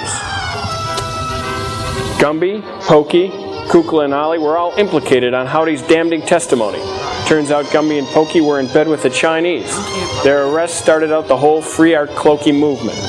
Kukla, Ollie had worked on a left-leaning Clifford Odets Playhouse 90 script, but they were cleared of all charges. One of the era's biggest informants... Oh no, not the duck from You Bet Your Life. He was a good friend of arch-conservative Marx brother writer Maury Riskin, and as far as he was concerned, the secret word was subversive. After that duck's devastating testimony, neither Jerry Mahoney, Knucklehead Smith, or Farfel worked for years. Arthur Miller took it upon himself to write an emotionally gut-wrenching commentary on the Cold War era called Topo Gigio Goes to the Circus. Topo, by the way, used his earnings from the Ed Sullivan Show to fund the attempted assassination of Fidel Castro. No, Joel, after this, nothing will ever shock me again. Oh yeah, brace yourself, because the most sinister friendly witness brought up in front of the committee was none other than Lamb Chop. Oh, wow, big surprise. Yeah, I always hated her anyway. Yeah. She was the one who put the finger on Davy and Goliath. Oh, not Davy and Goliath. Say it ain't so, Joel. Say it ain't so. Davy, being a God-fearing American, was more than happy to cooperate. Goliath named names too. Let's see, there was Dalton Trumbull, Ring Lardner Jr., Albert Maltz, and Bertold Brecht. Unfortunately, all the committee heard was arf, arf, arf, arf, arf. Goliath was convicted of contempt of Congress and sent to the pound. Boy, at least we know an era like that will never happen again. That's right, my little friends. Yeah, I'm sure glad I'm not a puppet. Yeah, me too. No, me neither. Who pulls your strings? Welcome back to Civil Defense Quiz Bowl, brought to you by the grace of God and chocolatey Cocoa Bombs. Let's meet today's challengers. From Los Alamos, New Mexico, representing the military's grudging acceptance of the growing trend away from nuclear proliferation as we plummet towards peace, please welcome Mr. Crow. And from Oak Ridge, Tennessee, representing the aerospace and weapons industries and their glib and almost Machiavellian attitude towards the threat of imminent destruction of the human race, it's Tom Servo. Finally, she's a housewife from Great Neck, Long Island. Meet Gypsy. All right, let's get things started with a toss-up question. What three-word slogan was coined during the Cold War as a schoolchild's best defense against an A-bomb attack? Tom Servo of Oak Ridge. Duck and cover? Could you state that in the form of a desperate cry to God to save you from an unholy death, please? Duck and cover! Is right for 5 points. Thank you. I'll take propaganda for 15, please. The category is propaganda. Complete the following sentence. Had this been an actual emergency... Crow from Los Alamos. You would have been advised to tune in the emergency broadcast station in your area for further information. Is right, and there's a bonus burst of strontium 90 if you can complete the rest of the message. Don't tell me. I know this. And this concludes the test of the emergency broadcast system? Right, so Crow from Los Alamos is off to an early lead with 30 rems of radiation. Time for another toss-up. Which early 60s CIA covert operation was considered their greatest failure of the decade? Crow, Los Alamos. The Kennedy assassination. No, I'm afraid that one was a success. Tom Servo of Oak Ridge. The Bay of Pigs. Is right for 20 rems. Thank you. I'll take Civil Defense Myths and Legends for 50, please. Ooh, taking a gamble for 50 curies of polonium. Wow. Here we go with Civil Defense Myths and Legends. How do you protect yourself from fallout? A, hide in the basement until it goes away. B, wear protective rubber underwear and simply brush yourself off at the end of the day. Or C, run naked through a field of sorghum. A and B. Is right. Thank you. I'd like to state 5 curies and a follow-up now, please. Oh, we're living dangerously. Tom Servo of Oak Ridge. Name the 2 most famous myths of civil defense. We can win a nuclear war. Number 1? And the survivors are the lucky ones. Right, and Tom Servo from Oak Ridge rockets into the lead with 15 curies and 20 rems. Uh-oh, it's time for the fallout elimination round. The winner will receive a complete thermolactic nuclear fallout shelter, complete with a 17-year supply of canned food and 500,000 chlorine water purification tablets. There are 2 questions. Number 1, the category is Hollywood Legends. Name the movie with the most radioactive and deadly set. Gypsy. Moby Dick with Richard Basehart? Oh, I'm sorry. You're out of the game. Crow from Los Alamos. The Conqueror. Is correct. Just ask John Wayne or Agnes Moorehead. Now, on to our final question. What is the most practical thing you can do in the event of a total thermonuclear war? Tom Servo of Oak Ridge. Duck and cover! Wrong. No, Los Alamos. Stick your head between your knees and kiss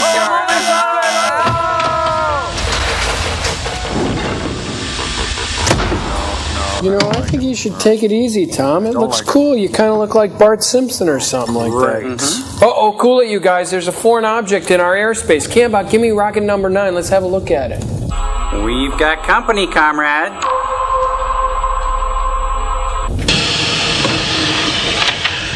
Greetings, my new Glasnost comrade. I am Sori Andropoli, most famous Soviet cosmonaut, and these are my robot helpmates, Lucia and Vitalik. I greet you in the name of all working people of whole planet. What happened to that guy's robots, Joel? They look like they got shot out of a cannon. Be quiet. Hello, I am Joel Robinson of the Satellite of Love. I greet you in the name of all people of Earth who are lounging around. These are my robot companions, Crow and Tom Servo. And we want to challenge your robots to a game of hockey. Good one. Oh, it's very humorous. It's most unusual for a robot to have sense of humor. Let me show you one of my good-natured mirth getters. I think this will really get you. Hold on. You know, sorry, not feeling so well. In unhappy mood. Oh, booga, booga, booga. Sorry. Oh boy, that's a good one. I kill me. Robots like it too. Sorry, this is a minor Soviet biped malfunction. Like in your country, it's most important to maintain a mammoth sense of humor and new wave American slapstick. Now I know why they call him Sorry. Jeez. Hey, Sorry, wait a minute. Maybe we could do a link-up. I could fix your robot, and then we could get together. It's been so long since I've seen another human being. You know, we could connect the access ports and get together and drink Tranya or whatever it is you guys do. Mr. Joel, I regret to inform your misinformation, but Soviet 18 is AC port, and your ship is DC. As we say in Soviet Union, we are not compatible. I'm so sorry, but I have to go. Hey, wait, come back, hold it. Yes. Is there anything we could pass on to our American brethren on Earth? Yes. You could tell your American glory vocalist, Billy Joel, that he did nothing for Glasnost. And also, we will trade you a Billy Crystal for a Yakov Smirnoff anytime. So, I gotta go. Remember, good health, self-control, and most important, good mood. We have to remember to pray for him. Where'd you guys What the hell are you doing with that anyway? Seems like every 2 minutes in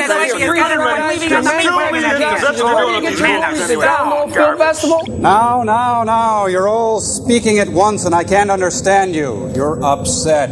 Please, one at a time. Okay, you guys, let's just take it easy.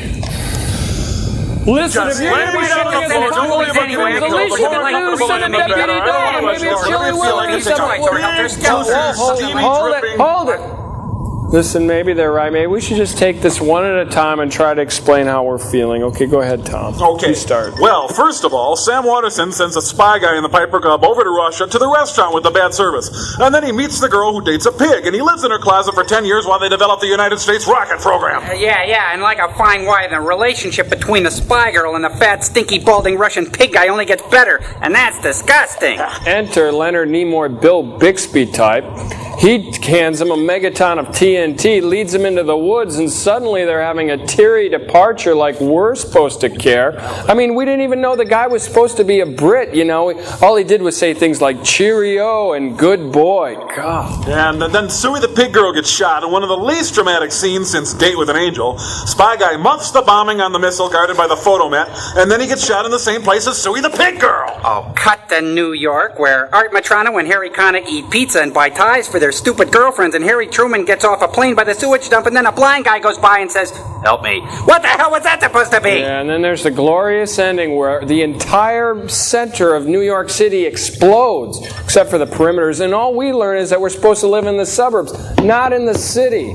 I got to read some letters. And maybe that'll make us feel better than that. Okay.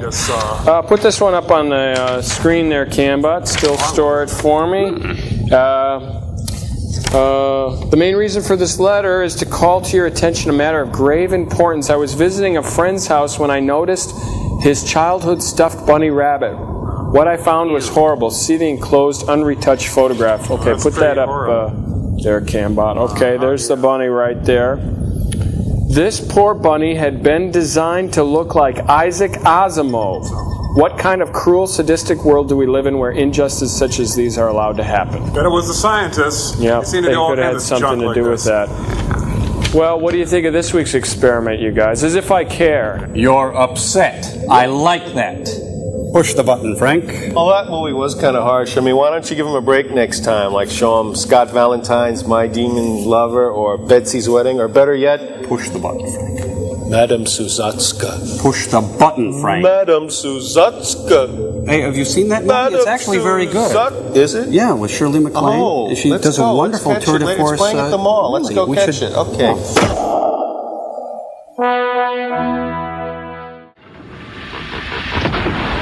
Hey, everybody. My name's Joe. Welcome to the Satellite Love.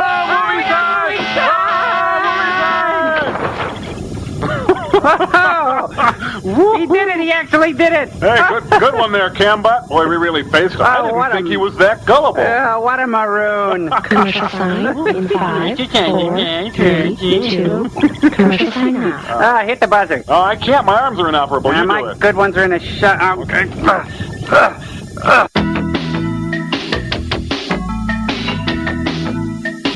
It was all in fun, Joel. We were just giving you the razz. Yeah. I'm just glad I programmed you two knuckle knobs to give me some occasional good-natured ribbing. It looks like it's time for the invention exchange. Mommy! Mommy! Don't look at me! Don't ever look at me! And don't drool this time. Well, hello, Booby. This week's Invention Exchange is an exciting foray into the field of self-surgery, much in keeping with the theme of today's film. All you need is a willing subject, a can of nitrous oxide, and an oversized version of the game Operation. Operation, the goofy game for dopey doctors. Remove wrenched ankle. No! Why? Thank you. And it's all in the name of science, you know, but if you touch the sides... Thank you.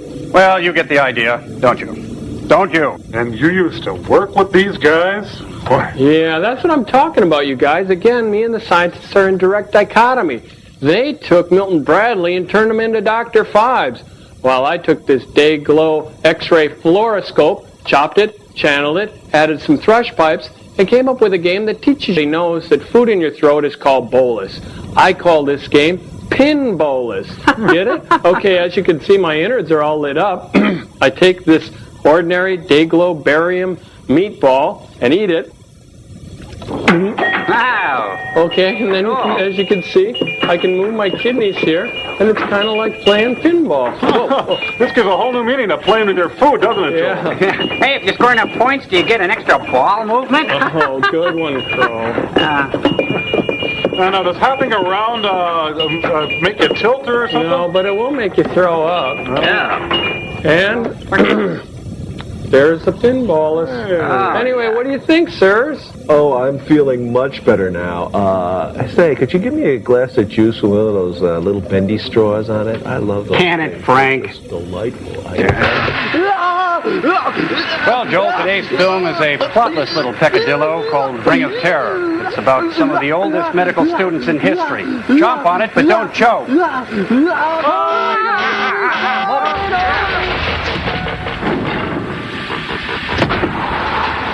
Hey, Cambot, could you run that music from the movie? Let's do that thing we worked out. I got the drawings here. Okay. Is your college meeting your needs? Do you find you plop down into the library's cushy chairs and then just can't get back up? Do you often refer to the head of the English department as young man? Do you wish those frat parties would ditch all that annoying fun and serve you a nice hot cup of chamomile tea? then you should join us at the Old School. Yes, it's the Old School, as seen on Playstar Productions' hit movie, Ring of Terror. Now let's acquaint you with some of the features at this fine university. Joel? Why, thank you, Thomas. You're welcome. This campus sprawls beautifully, but safely over 1/10 of a square mile, nestled between the Irene Ryan Hip Clinic and the Will Gear Institute for Trust Research. Mr. Crow? Thank you, sir.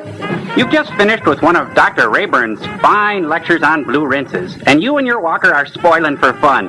Hey, why not head down slowly to the athletic facility located just off War Story Park? The school team, the Larks, look forward to another terrific season. Cheer them on from your Barca lounger in the bleachers as you do the nod, or belt out the school song. It's a good day for a BM. You know, these kids really know how to have a good time. It's not uncommon at all for the more excited winners to dump a whole cooler of Geritol on their unwitting coach's head. But, it's not all fun and game for these oldsters. The curriculum's tough. That's right. There's napping 111 with the fearsome Dr. Prowler, a man so mean, he once expelled an entire class just for snoring too loud. There's upper-level soup slurping and advanced check paying and tip shorting. Corn sanding and bunion counseling right on campus. And when your grandkids come to visit, you'll receive a fully researched dossier on each of them so you can tell them apart. But that's not all. Last year, the Lecture Council brought in some amazing speakers. Among them, Estelle Getty, Lawrence Welk, Laird Brooks Schmidt, Art Linkletter, and inexplicably, Garrett Morris. So, send for your free catalog today. Join us at the Old School. Our motto? Porcellanum semper epidurnum. Which means, let's get rid of those annoying liver spots. And remember, if you're over 50, you cannot be turned down. All right, gentlemen and miss, this is your first exposure to the world of robotic anatomy. Beneath this sheet is a one we will call Mr. Hoover, who, through no fault of his own, is dead. He left this world with one possession, an upholstery attachments. All right, now, keep in mind today's lesson will lay the groundwork for your future careers in medicine, or should I say mechanics. Some of you will succeed gloriously, while others will fail miserably. Now remember, today's lesson is an anatomy. There will be times when you wish to leave the room. Okay. But don't. All right, now by examining Mr. Hoover, we can say he led a very rich and rewarding existence. He inhaled deeply from the fibers of the carpet of life and left the world a little cleaner. Now I carry on a bit, maybe. Let me go, and you can see that. This goes like this, and leads us up to the abdominal bag incision, okay? Leading us then to the epidermal layer, using the zipper so as not to damage the soft inner bladder. All right. Finally, dissect the sacrum and expose cordia equina. The sacrum can be closed with a flap. With a flip of the switch, you're in business. The pelvis, the acapulco, from which we drink lustfully from. Next, we must probe Mr. Hoover's vascular gastral cavity. As we can see, he probably cleaned a very dirty carpet. As we can see, we have some pieces of hair, some plastic things, a few pennies here, some trick cereal, some audio tape, and something looks like a piece of wax with some dog food attached. Oh, look out! Oh, yuck! Gypsy's chunking! Right now, gentlemen, please pay attention. This is for your benefit. Now we probe deeper into the vascular gastral cavity, finding movie sinus majoris, which we must expel, meaning movie sign.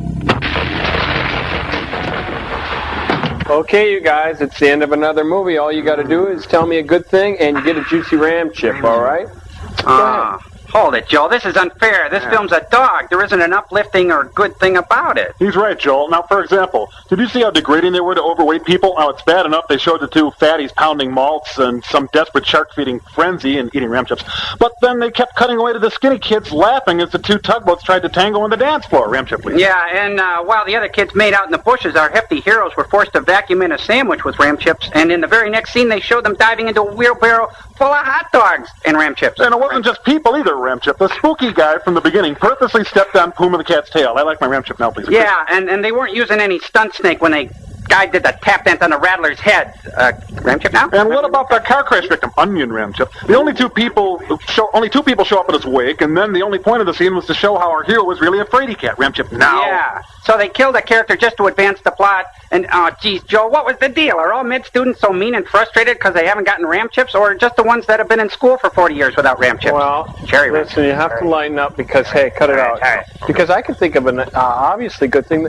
Even though people made fun of the heavy people, they still loved each other for who they were. Now I need something positive where you get a ram chip. There was tons of food for them to eat, like chocolatey ram chips. Yeah, and this movie provided work for a bunch of senile old codgers who eat ram chips. Yeah, none of the girls had to study later, watch dead bodies getting cut up, or get a degree. Ram chip. And all the freshmen were publicly humiliated for everyone's enjoyment by not getting ram chips. You're still not giving me the positive things I need. Well, at least that guy didn't have to marry Resuscita Annie. Yeah, thank goodness the fat people were so stupid they didn't even realize they were the brunt of everybody's ram chip jokes. Yeah. Well, and it's a good thing that those mean parents locked up our hero next to his dead granddad, or there wouldn't be a movie or ram chips for anyone. Well, listen, there's only one who gets the ram chip, and that's me. And I give it to Gypsy. There you go, girl, all right. Oh, now why? Why? Well, because I'll tell you what, the only good thing about the movie was that it was really short. Hey. Yeah. And we're done for the day. Yeah, we should get a letter. All right. Let's get one of those letters to read. We'll be... Hold it! Don't touch that letter. It just so happens we've cooked up another cinematic ram chip for you to digest. The Phantom Creeps, Part 3. But first, a commercial.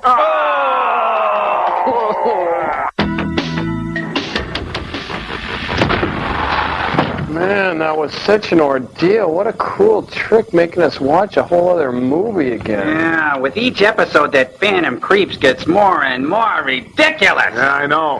Who did that chauffeur think he was, thinking he could rule the world?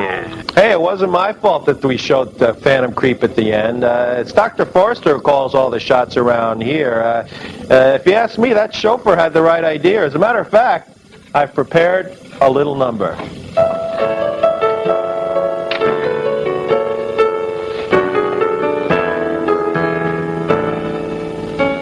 If chauffeurs rule the world, it's what I'd like to see.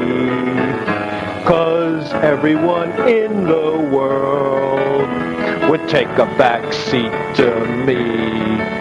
I wouldn't have to drive, I wouldn't have to steer, 'cause all would bow down before me in total abject fear.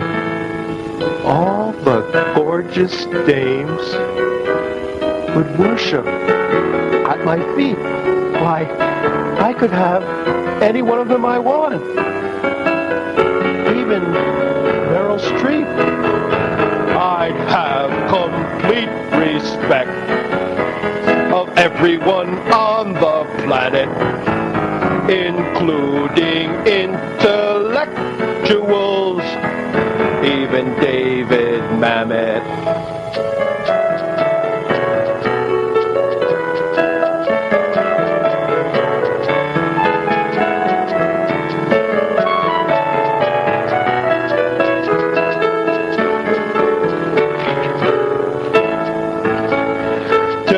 Why do I have to take orders from this guy? I'd like to drop him in a bucket of boiling grease and watch him slowly die. That's enough, Frank. If chauffeurs rule enough, the Frank. world, Frank! It's what I like to see. 'Cause everyone in the would take a back seat to me, mammy. We think your song is fabulous. If chauffeurs rule the world, it's what I'd like to see. But I guess some other palooka will rule the world. No, not me. Push the button, Judy Garland. Just push the button, Frank. You think the Ace Awards people are watching? Oh, for crying out loud.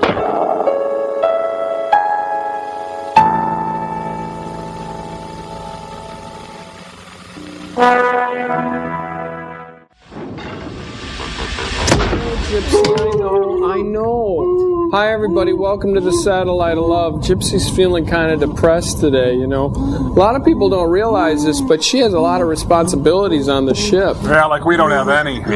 Hey, now listen, you guys. You know, she's the one who keeps a lot of the higher system functions running on the ship so you guys can gallivant around, all right? That's why sometimes she's kind of hard to understand. Yeah, that's why she sounds like Mom's Mabley. Oh, that's great. Now listen, you guys, I'm going to have to ask Gypsy to shut down some of the higher functions she's been slaving so she can free up her mind and tell me what's bugging her, all right? Now I need you to, now would you guys look at me when I'm talking to you? Oh, all right, now I'm going to need you guys to finally do some work around here for a change, capiche? Commercial sign in 15 seconds. Now, Tom Servo, I want you to go down to the maneuvering room and keep those heat shields pointed towards the sun. Crow, Roger. I need you to do everything else, all right? And stay frosty, you two. Cool. Check, Commercial sign in 5, 4, 3, 2.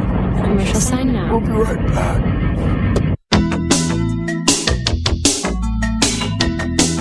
Electronic and photonic systems on my mark. Reinitiate.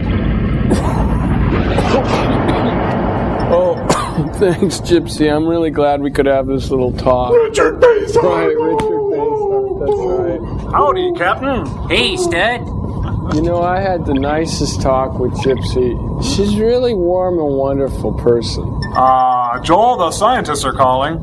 Yeah, I just feel like she's my new best friend. I can't even describe it. Well, don't try, because the scientists are calling. Yeah. Oh, okay. No, Joel, the button's over there. I'll get it. Huh? Crying out loud. Oh, hello, Joel Orini Weenie. Is that funny, Frank? Have we used that one before? No. Well, Joel, it's time for the invention exchange. You may wonder why we're dressed this way. I wonder. Shut up. We're dressed this way because I've lost my train of thought, and don't you ever interrupt me when I'm on a roll again.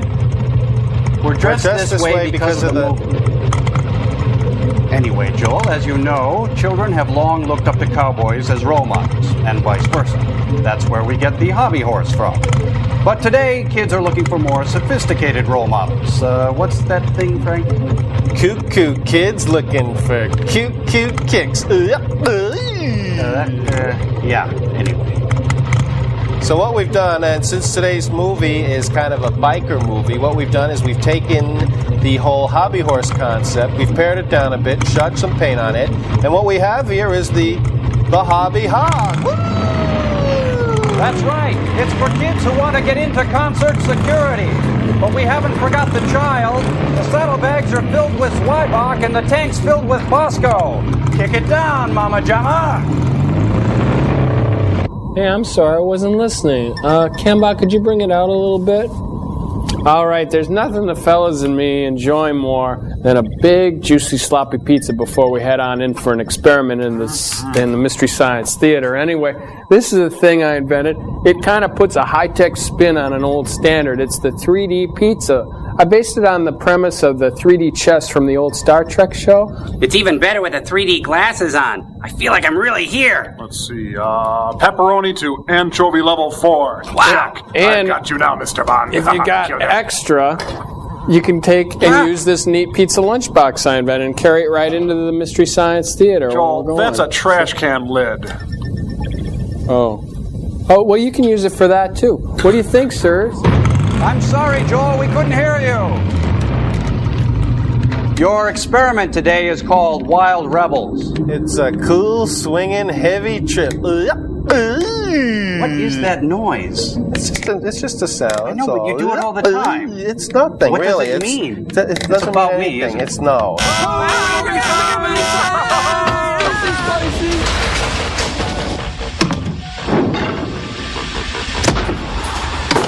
Gosh, Joel, that biker guy sure is sleazy, but boy, what a vocabulary. Yeah, he's quite eloquent for a piece of low-life scum. Oh, well, you guys might be surprised to find out that a lot of the great thinkers of this century actually rode in motorcycle gangs. In fact, I've got a few drawings. Oh, don't tell me. You've prepared a presentation using artist rendering. Right. You know, you read me like a book, and anybody who reads a lot of books will know who the Algonquin Round Table was. No, of course. Alexander Walcott, George S. Kaufman, Robert Benchley, Dorothy Parker. Right. Well, I've got this drawing here. Bring it in a little bit, Cambot.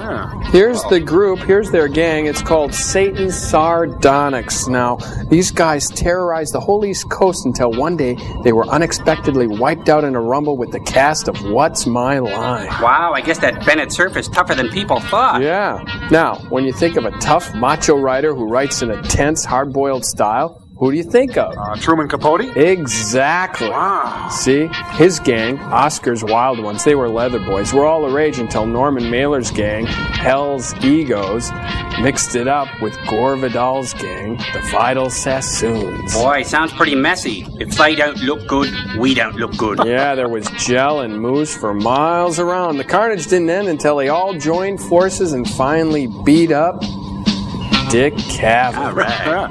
Well, at least we know all that's in the past now. Oh, no, are you kidding? The intelligentsia is duking it out on Harley's more even now. Yeah, sure, check it out. Here's Ted Koppel's gang right there. They're called the Bloods. Yeah, he's finally their toughest of them all because they're riding with Stephen Hawkins now. They beat Bill Moyer's gang, Moyer's Marauders, even though Bill rode with Joseph Campbell. Everyone thought Joseph Campbell was tough, but that was just a myth. Joel, I hope you always let us ride in your gang. Sure, no problem, just so long as you don't mess with my old lady. Oh, fight us off with a stick, Joel.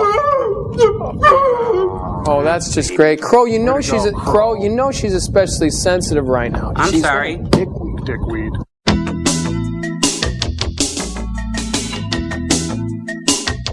We'll be right back after this important message. Let's go. Get the box. You ready? Cue. Hey, kids! 1, 2, 3. We're wild rebels, crunchy, fruity rebels. Pouring milk on them is like shooting off a gun. It's Wild Rebel cereal, the nutritious cereal. It's like getting hit back in the head with a surfboard of flavor. Look, marshmallow fatties. Sugary Lindas. I got tangy twangy banjos. Crunchy oat rye. And Jeters, too. Die, Jeter, die. Kids, what are you doing in there? Having a good breakfast, Mom. Pour on the milk.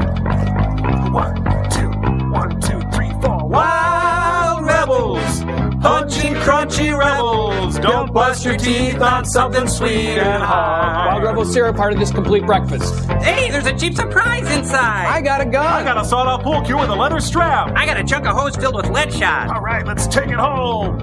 They won't get soft or squishy. Better eat 'em or you're a sissy.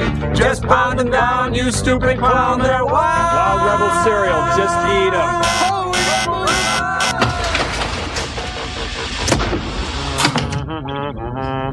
I had no idea Gypsy had such a powerful brain, running all the working functions of the satellite 11 and everything.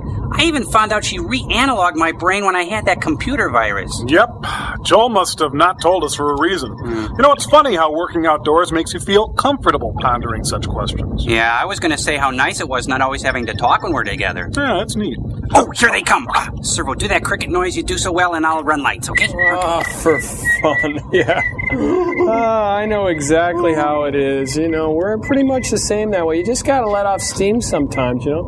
This looks like a nice place to rest, doesn't it? It sure does, Joel.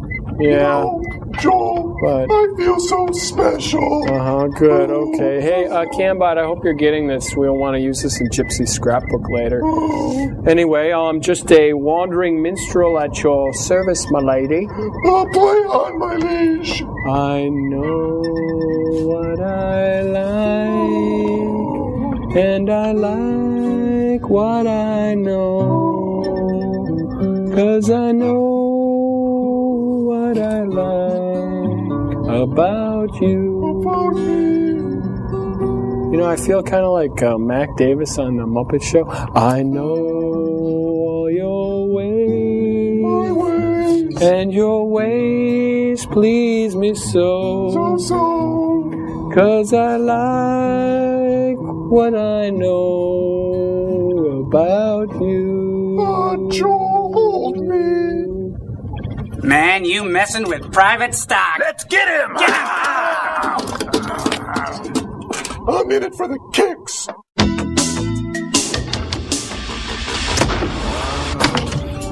You know, guys, I feel great. I'm flying high. Huh? Joel, how can you feel good after that kidney stone of a movie? Yeah, I'm downright depressed. If I had wrists, I'd contemplate slitting them right now.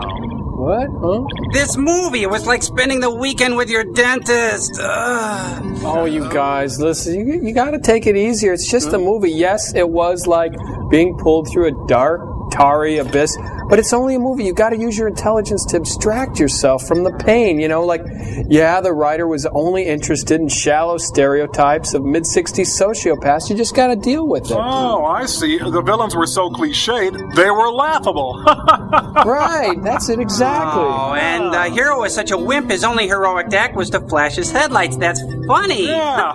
Yeah, you guys, keep in mind, this is during the Otto Preminger, time of film, like anti-hero, plots that didn't go anywhere, that kind of thing. So the hero was supposed to be unattractive and spineless. Exactly. Now you're surfing on my wave. Take it, Tom Servo. Oh, well, even though this was one of the ugliest extended families in movie history, they drove one of the finest station wagons on the market. Hey, that was hysterical. You're right, Joel. Looking at the movie your way makes me feel great. Yeah, I really like this wild rebel thing.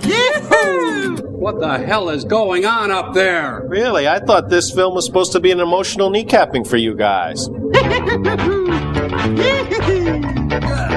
Oh, I don't believe it, Frank.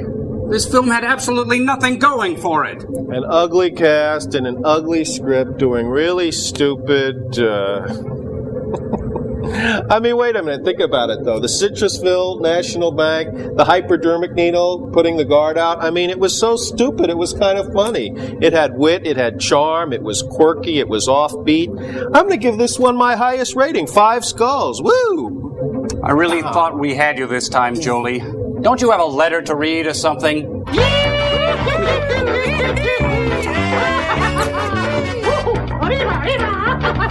All right, okay, back it off, you guys. Cut it out. Cut the music. All right, it's time. We gotta read a letter, you guys. Here, okay. Great. Yeah, this is an interesting one. It says, "Dear Joel, I am in fact a scientist. Oh, excuse me. I am a PhD immunologist. I work at the Pittsburgh Cancer Institute and study natural killer cells." What a great term. That would be in a science fiction movie. Perhaps my background gives me a particular framework, but I am a devoted MST3K fan. The letters you read each week are still from children. I guess a letter from a 30-year-old scientist without any drawings doesn't have a prayer in making it on the air. So perhaps I should come up with a drawing. That's from a Rebecca P. Shell, Ph.D. And here's the drawing right there. Let's get that on still story there, Cam. Not bad for a 30-year-old, It says, huh? who will win, the natural killer cell or Tom Servo? Hey, no give us some more contest. music there, Cambot. Okay, we'll see you later. We're having a great time. Wish you were here, scientists. No. You win this time. As for me, I've got to put Frank down for the night. Until next time.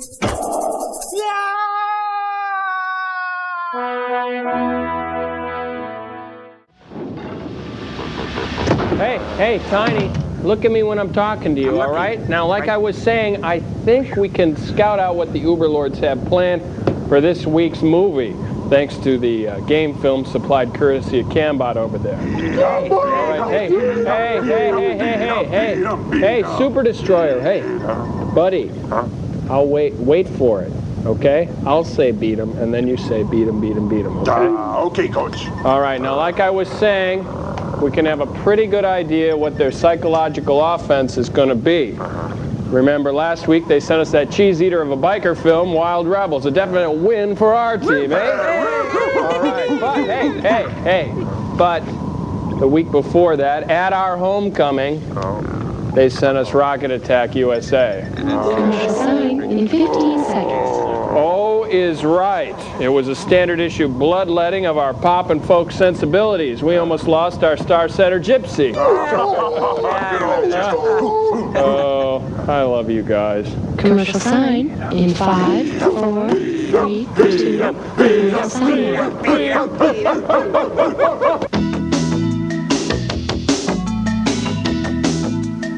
No, Crow, you can't use a man-to-man defense on these type of films. It's strictly got to be zone.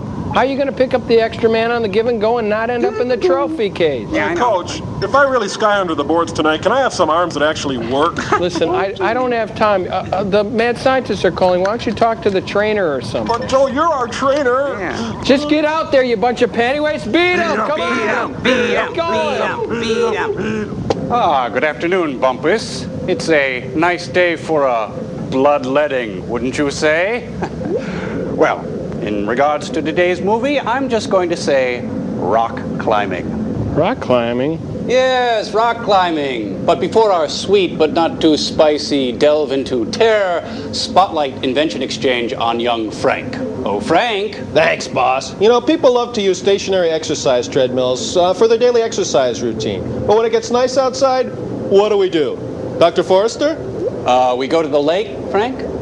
Exactly. Oh, nice camera work there, Jerry and Sylvia. We go to the lake. Back me up on this one, people. We go to the lake. So now when it's nice out and you want to go outside and exercise, you can take your stationary exercise treadmill with you, like this.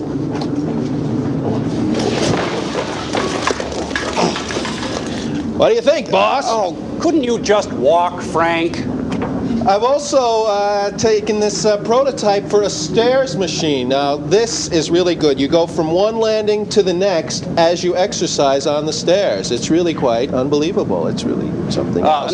Nice work, you two. As for you, you big dumb kid, you just invented a staircase. Thank you. And hear me out on this one. What I've done is I've invented a rowing machine, and what I've done is I put a rowboat underneath it, so you can actually go out into the lake as you exercise. Would you give me those? We do that. We go to the crazy fool. Rock climbing. Rock climbing. Oh, yes. Rock climbing. Rock climbing. Rock climbing, Jerry. Rock climbing. Rock climbing, Sylvia. In all the excitement, I forgot. Rock climbing. Rock yes. climbing. Well, before we get to our film, which is a steamy experiment into the bowels of... Clay, may I? You may. Thank you very much. It's called Lost Continent, and I'm very excited about it because it has Cesar Romero, Hugh Beaumont, a giant lizard, the guy from the Danny Thomas Show, and, oh, did I mention rock climbing? Rock climbing, guys. Rock climbing. As for you, Joel, I'm sorry we don't have time for your invention this week. Hate to spoil your soup. Paste them, Frank. You are all going to die. I absolutely refuse to go into the theater against my will. That's absolutely it. Ow! Ow! I got movie sign against my will!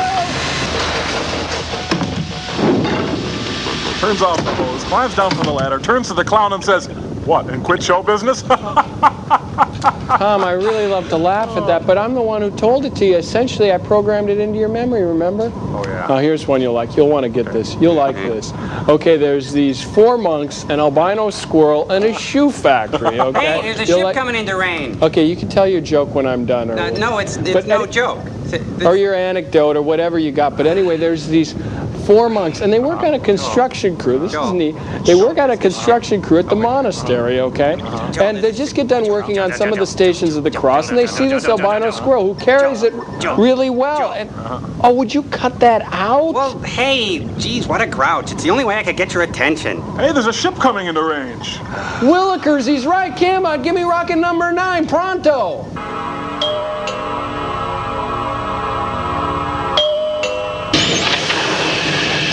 Hello, boys. You Beaumont. Oh, come on, call me Dad. Geez, sir, I mean, Dad, what are you doing here? Well, you see, boys, I'm one of the 4 horsemen of the apocalypse, and I come bearing a message of unholy death. Oh. Huh? That's right, I'm really going to give you the business. Destroy you, your world, and all that you know. But first, a stern talking to. You know, you boys shouldn't be so hard on that movie. A lot of people worked quite hard to bring that movie to you. Gee, I guess we shouldn't be so quick to judge others then, huh? That's right, Crow. He bought it. What a jerk. Well, I'm glad we learned a little lesson then. Well, it's time to die.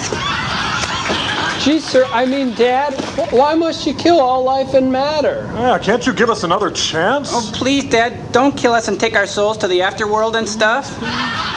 Boys, I think I owe you an apology.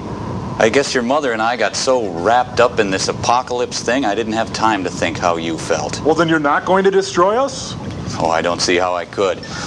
Well, I've got to get going. I've got to catch up to Fred McMurray and the boys. They're about to destroy Earth. Drink your milk. What a sweet guy. Yeah. Okay, got the cards, Cam. You ready? Everybody?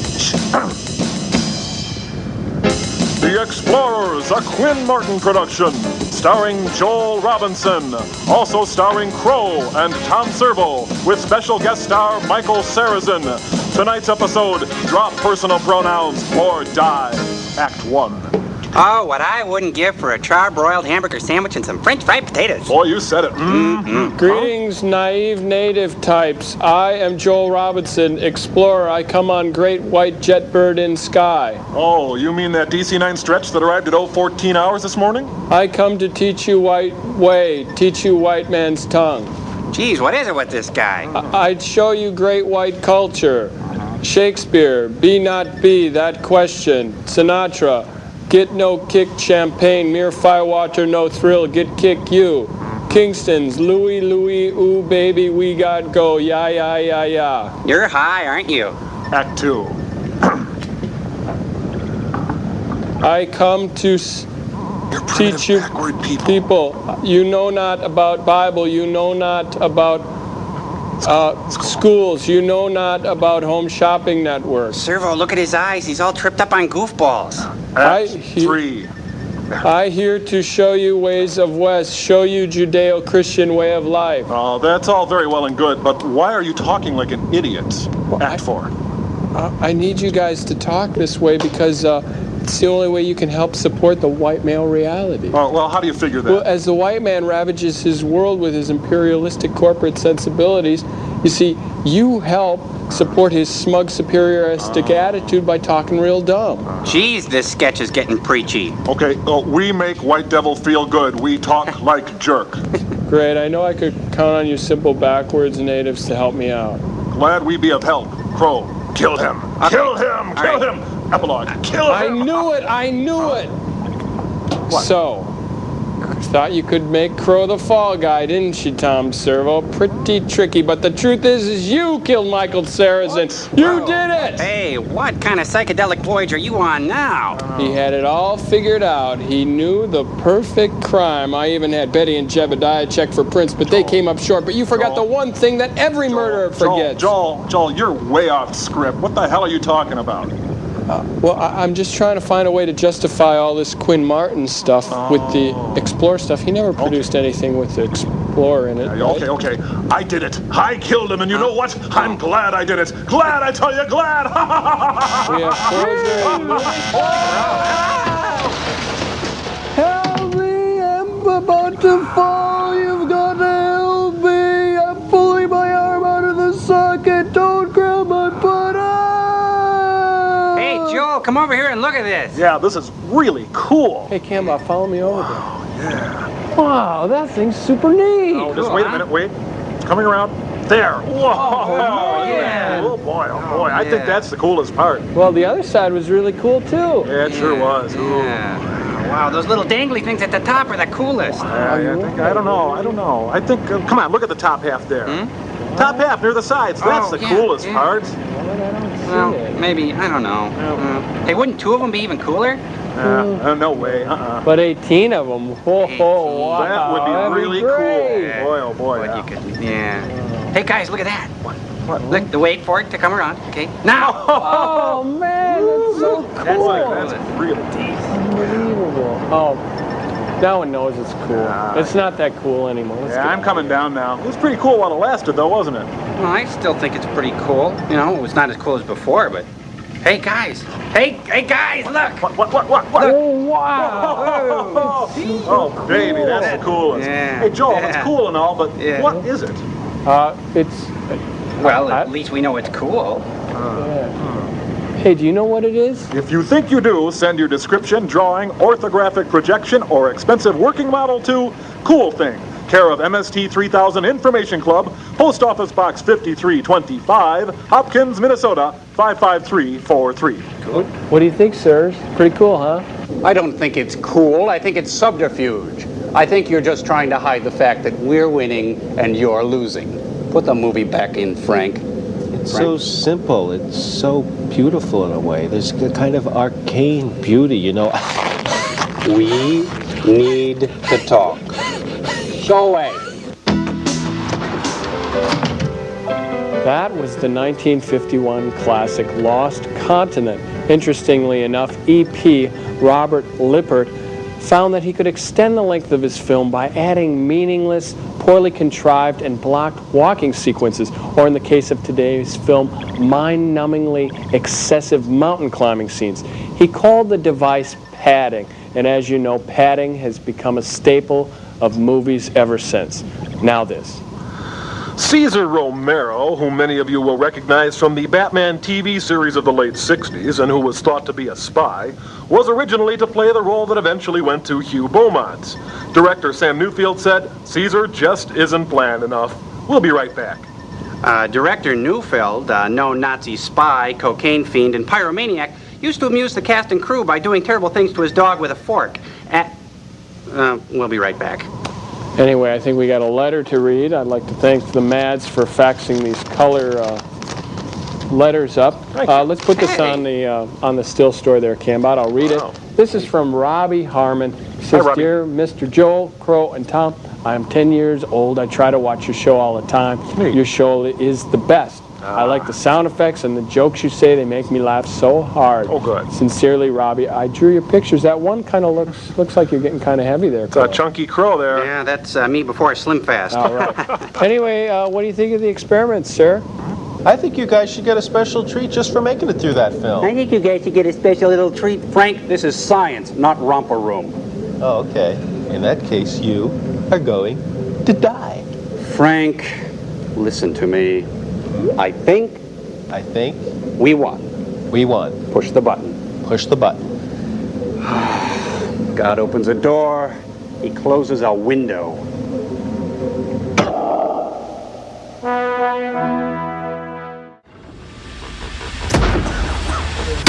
Hi, everybody. Welcome to the Satellite of Love. We'll be right back. No, Joel, no. We're not started yet. Bless you. Commercial side in 15 seconds. Gross.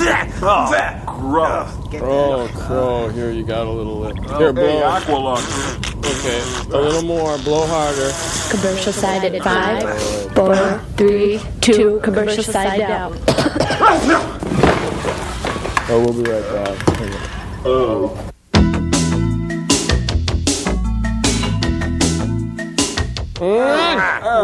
Oh, much better. Whoa. Wow, yeah, Vapor it really action. works. Yeah, I feel great. Hey, what'd you put in that vapor stuff anyway? This has tetrahydrozoline, sodium T-lauryl sulfate, UB40, FD&C red 40, Simply Red, flavor, magnesium silicate, a flowing agent, BHT, to preserve flavor, and sphagnum. Says may cause drowsiness, do not operate heavy machinery. Joel, we are heavy machinery, buddy. Cool, huh? Good one. And it says it may cause flashbacks. Hey, Joel, the mad scientist is calling. And he says that was number 5. Hello, Joel. Yard Ape here suggested you go first on the invention exchange. Have at it, space guy. Ouch. Jeepers. Well, my invention this week is for sign language. I don't know sign language, so I invented this device. It's a translator. You speak into one end, and it does international sign language on the other. Let me show you what I mean. Okay, let's do something simple. I, see, love you. See how that works? Hey, that's really sweet. Yeah, and I also can do. I'd like to do a little joke for our friends who use sign language, who watch the show. That's a number 5. See? Kind of neat. I don't get You it. can do a lot of other things with it too, like it's a hearing aid. Hearing aid. Like that. Voice amplifier. Voice amplify. And visor. See? Pretty neat, huh? What do you think, sirs? Straighten up. What? Your movie today, Joel, is a biker film? Biker film. Hey, how did you know that? Well, you're on bikes. I just sort of guessed. No!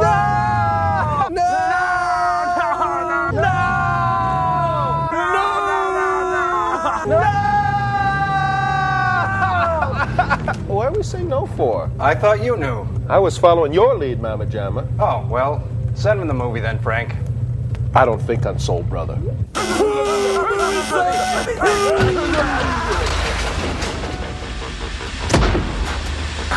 Let's see here. Dear Diary, call me Ishmael. Just kidding. Let's try that again. Dear Diary, June 10th. This day started strange when Crow and I got into a fight in the load pan bay, period. It all started when, unprovoked, Crow called me a, quote, sweat beetle dickweed, end quote, period. Then all of a sudden, he jumped me, and the next thing I know, I was winning when Joel discovered us. He had to steam hose us off. It was a real mess, period. Paragraph there. Damn electric typewriters. Oh, okay, here we go. Joel says when Crow and I get into fights, even if it isn't my fault, we should remember the good times we had together. Like the other day, or maybe it was last year, before my voice changed. Cambot, would you serve that up for us, please? Perhaps it was 2 weeks ago. I must get back to Galileo. 7 lives of 400 crew members hang in balance.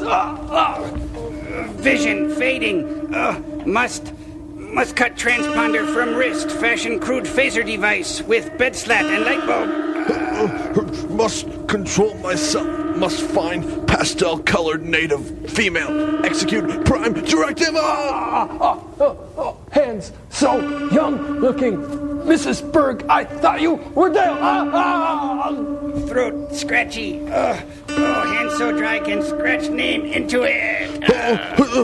Embarrassing cuticles on fingernails. Must utilize emotional memory and get to... Stop it. Stop? No, That was my big scene, Joel. Yeah, we were just getting into it. This just isn't working. I don't know how Shatner does it week after week. I don't know why he does it or who lets him do it. I think we should just be glad he does it. 3 months. We'll be right back. Okay, I got it.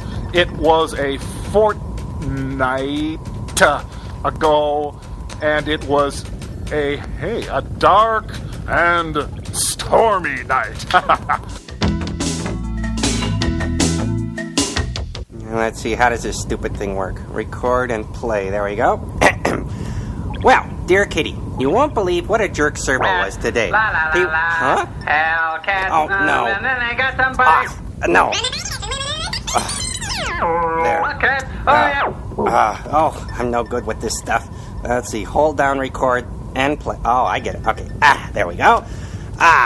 Well, like I was saying, you won't believe what a jerk Servo was today. Okay, get this. I'm down in the load pan bay, minding my own business, when out of nowhere, Servo jettisons a stream of purge fluid right at my spasmodic croffisator. So in self-defense, and only after every avenue of diplomacy has been exhausted, I jump in, but only in self-defense. Of course, this is the only thing Joel sees, and I get all the blame again. I can't blame Joel, because finding out the truth sometimes requires a spirited question and answer session. Although this sounds like a lame segue into a flashback, I remember with particular gusto. Now, I'm going to be floating some objects here. With wire? With wire, and you're going to tell me if they're funny or not, all right? First, we start off with a coat. Funny or not funny? Funny? Right, funny. Next, Kemba, bring it over to the right here a little bit. A wrench, funny or not funny? I'd say funny. Right, funny, finally. A harmonica. Funny or not funny? Okay, Crow. I forgot the question. Funny or not funny? Funny. Are you sure? Not funny. It was funny. Stick to your guns, Crow. Now, I'm going to be showing you some flashcards. You'll be awarded 20 points for every correct flashcard. These are objects that are funny or not funny. when they're floating. All right, start things off. Sand. Not funny. Right, okay. Orange juice, funny or not funny? Funny. Right, next, a baseball. Funny. Wrong, not funny. All right, woodchuck, funny or not funny floating? Funny. Extremely funny. Next, funny or not funny floating? Sally Field. Not funny. Right, next, funny or not funny floating? Sebastian Cabot. Funny. Right, extremely funny, but impossible. Finally, the rules get a little blurry here, guys. Christopher Reeves in Superman, funny or not funny floating? Not funny. Right, Christopher Reeves in Monsignor. Funny. Right, now, Christopher Reeves kissing Michael Caine in Death Trap. Oh, funny. Right, finally, Gallagher, funny or not funny floating? Not funny. Extremely unfunny. Now, we go into the lightning round. Cambot put it up on the screen, and Magic Voice, let's have the password. The secret password is things which are funny floating. You take your shoe off with this. A piece of cheese. A come-along. A shoehorn. Right. You keep meat in this. Your mouth. Right. A juggler. Boring things. A juggler. Hackney. Things at a Renaissance festival. Bad actor. Things you say to a bishop. Pass. Thanks for the flashback, Cambot. Well, anyway. That flashback had nothing to do with anything I was talking about. Hey, did I ever tell you about the time Joel dressed me up as Judy Garland and forced me to sing show tunes? I got a lot of pain. Oh, and I got a movie sign all by myself. Ah! Okay, dearest Sandy. Well, those bots are at it again. I just finished cleaning up their mess in the commissary. Then I find out that those knuckle knobs had trashed the load pan by exclamation point. Sometimes I wish I had programmed more maturity into their little ROMs, but you know, Sandy, they can be the cutest little Dickenses in spite of themselves. Smiley face. Okay. Well, like the time we all got together and learned a little bit more about, well, you'll see. Cambot, let's have this. So we'll just sit here and act as the brunt of your little visual joke? Yeah, that's right. Something like that. Okay, this one is called the binocular. Hey, get us. We're a piece of stock footage. All right, and this one is the keyhole scope. You know, you're the only man for me, Servo. All right, this is the high-powered scope. And so the French Prime Minister shall receive the quadrant. Look out! Look out! Okay, this is the periscope scope. I don't care how you do it, you must sink the Bismarck. And also the driving Miss Daisy scope. We might as well be walking and driving this slow, Miss Daisy. Just watch where you're going. Okay, this here is the microscope. Go ahead, Crow. You can imitate a one-celled animal better than I can. Starting to look a bit more like the Sammy Davis Jr. scope. Oh, okay, yeah. this is the Lucy scope. Ah, Ricky. Turns out I was never funny. Okay, the small intestine scope. Ooh, I feel so funky. I need soothing and coating. That's really Philly. This is the Jose Feliciano scope there. Chico, don't get discouraged. All right, this is the family circus scope. Okay, who broke my vase? Not me. Okay, followed by the Jack-o'-lantern scope. Huh? The glaucoma scope. What? And if you want to get really fancy, you add the family circus scope with the glaucoma scope and get the Hubble scope. Okay, there's that, all right. Followed by the Pope scope. What? The Scope's monkey trial scope, otherwise known as Inherit the Windorama. The ever-popular Nope scope. Oh, brother. Oh, for fun. Turn around and they are young. Turn around and they've grown. Turn around and they're old bots with young bots of their own. Your friend in space, Joel Robinson. Commercial sign.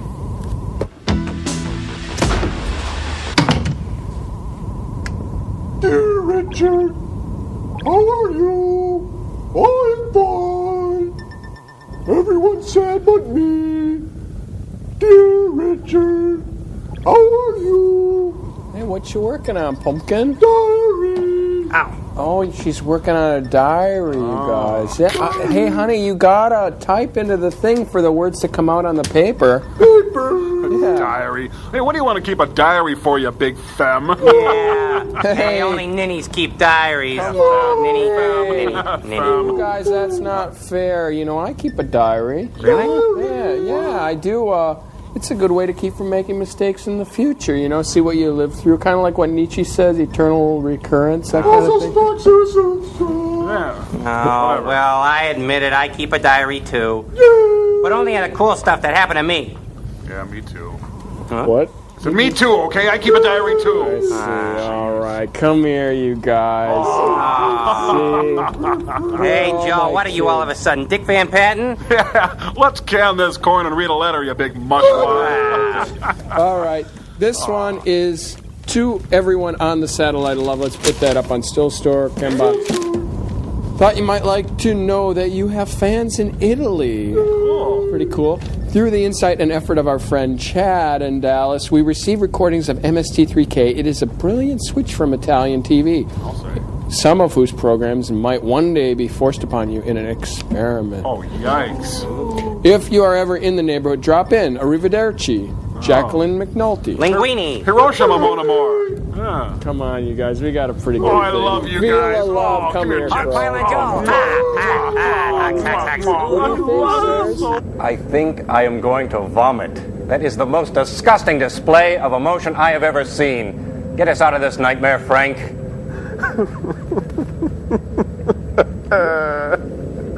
Oh, the pathos, the joy. Why can't we know love the way they know love? Would you push the button, please?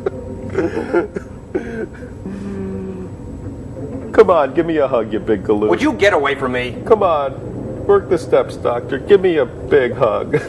You know, Frank, now you've got me doing it. Oh, what's so bad about feeling good? Let's push the button together.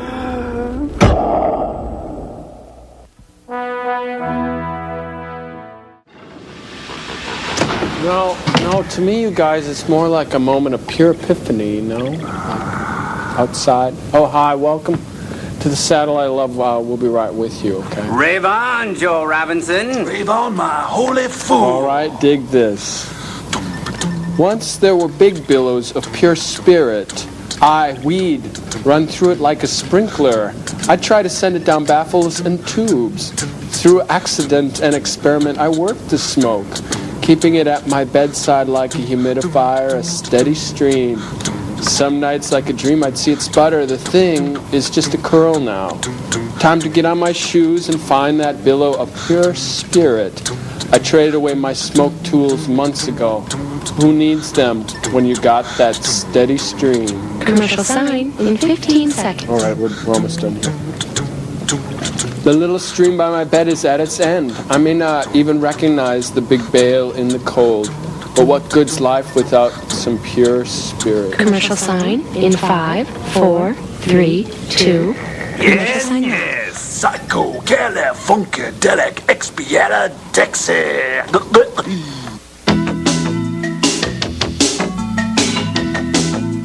I'm pretty sure you guys are what it's not supposed to. It doesn't have to. Oh, kind of like a haiku. Mm-hmm. Go ahead. You want to do your thing? Yeah.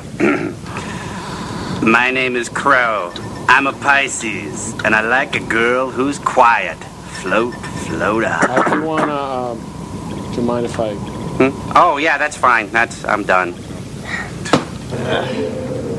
Well, hello, Sir Goofus von Drakesnot. How's the poetry enclave going? Still trying to teach those little bots about emotions, huh?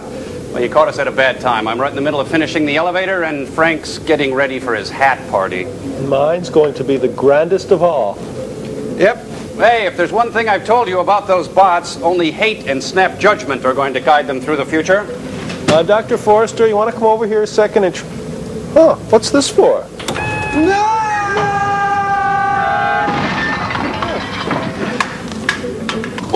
Oh man, they crushed you, didn't they? It's probably all hot and it hurts and stuff. Does this mean we get to do the invention exchange first? No, you don't get to do the invention exchange first. Frank, go and get that unicycle with the monster truck tire on it. Oh, you mean the one used for crushing mimes, your naughtiness? Yes, the one used for crushing mimes. Frank! Frank, don't let me fall. You make me fall, I'm going to shove bees in your nose and bugs down your shirt. Would it help to say, I'm sorry? Frank, look at me. Okay, I'm the Invention Exchange this week. Are you happy now? All right, everybody gather around and take a big, long gawk at the pocket scientist. Oh, these, man. Oh, hey, nice improvisation on a standard theme. Joel? Thanks, Crow. Well, this week's Invention Exchange for me today is of really an organic nature. I kind of created it accidentally, really, but when you've been marooned in space as long as I have, some of your personal effects can get to be a bit randy, so I came up with this, the incredibly stinky sweat socks. Works every time. Oh, you got it. That's it. Okay. All right. Okay, put me down. Get off of me. Jerry, lose the apron, all right? And as for you, you barnacle built for two, you're somehow responsible for my spine getting snapped. I'm all right, Frank. And so, you're going to have to pay in pain. All right, Frank.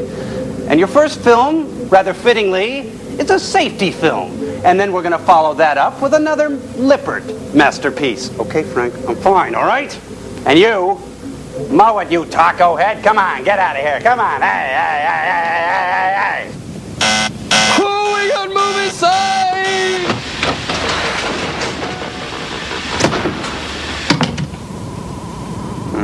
Qualified. Wow, what a question.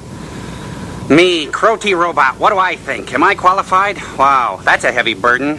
How can I make a difference? Can I make a difference? Surely I'm but a single bot, alone, as it were, in the vast universe thing. Maybe I can change the world. Perhaps I've looked at life from upside down. Hey, Cambot, move it in a little and cue that moody music. Well, what would Joel do in a situation like this? No. I've got to learn to think for myself. To stand on my own 2 foot-like appendages. Seize the day. Yeah. Think globally, act locally. Yes, by God, I can do it. Why, I could start a letter writing campaign. Yeah, that would help. And I could organize a bake sale. Or, hey, we could all help. Come on, friends, run to your window and shout, I'm really cheesed and I'm not going to hang around till this thing gets better. Like, organize a improv group and do guerrilla theater at the food court at your mall. Dress a little differently, make it more exciting for you and your spouse. Or, here's an idea, toss a little Cajun spice into the party mix and watch the fun. Put on a one-man show and talk about your true inner feelings in an emotionally charged, gut-wrenching autobiographical account of your warped adolescence, and then watch the grant money come in. Woo! But don't snap judge me. And then watch that, put a drop of vanilla behind each ear and you'll smell like a cookie all day. Or eat an apple, nature's toothbrush. Ask Mr. Owl how many licks it takes to get to the Tootsie Center. Have you met everyone on your block? Now would be a nice time to start, don't you think? In the classroom, slide your desks together and create an ecology symbol. Police the lives of those around you. And get your sensibilities way the heck out of whack. Parade up and down the street in your underwear. Impose your ideals on others. It's easy. Crush someone with an emotional word or an enigmatic look. You decide. You do it. I'm sick of this. I can't make a decision. I'm no good at this sort of thing. It's up to you. I'm passing the buck. To you. And I've got commercial sign. Oh. The pain.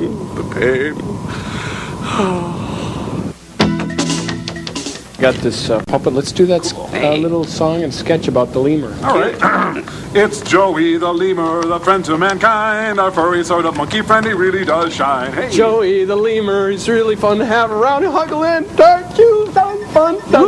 Joey the lemur, he'll run everywhere. Joey the lemur, what kind of heck of animal is he anyway? Joey the lemur, the kind of animal that would go to the bathroom anywhere. Hold it. Huh? Just hold it. But there's more. Hey. That's okay. Oh. This is the lemur, native to Philippines and Madagascar, and fictional planets like Nova. He is a clean, gregarious, and good pet. You said it, pal. Oh boy, pal of mine, you're the one for me. Uh-oh, Joel's swinging into his puppet routine. Hey, can it, Fireplug? I've had enough out of you. Joey, I got a story to the tell. lemur, he'll say what he thinks, so... Oh boy, will I ever. I'll carry on like a Gilbert Godfrey from the animal world. I don't mind telling you. You know, I'm the clown prince of the primate world who's often mistaken for our friend the chimpanzee. But don't make any mistake. I'm not saying anything wrong about our chimpanzee brethren, only that here's wishing they'd throw a little more work our way, all right? Lemur, the lemur, L-E-M-U-R. Hey. Hey, who's this bird dog thing? I don't like them. L is for lemur. L is for lemur. Enough said. E is for eat. E is for eat. I eat 4 times my own weight in nuts and berries, which has its consequences, but go figure. M is for monkey. Yeah. Monkey. I'm often mistaken for a monkey. It goes with the turf. Let's go. U is for unusual. And unpredictable. Unpredictable is right. I once took a whiz on Johnny Carson's sport coat. I don't panel well. Okay, on with the show. R is for radical. And rambunctious. Randy is a jackrabbit. That's me, all right. Woo! Yes, it's the splendiferous lemur. Friend to all mankind. Please consider me as a possible corporate symbol or mascot suitable and fine for any professional or semi-professional sport team. It's the splendiferous lemur. I, the lemur, beg you to consider me. I am willing to travel and would make an excellent companion to any elderly or elderly person. Gentlemen, please consider me. Thank you, won't you? Thank you. Movie star!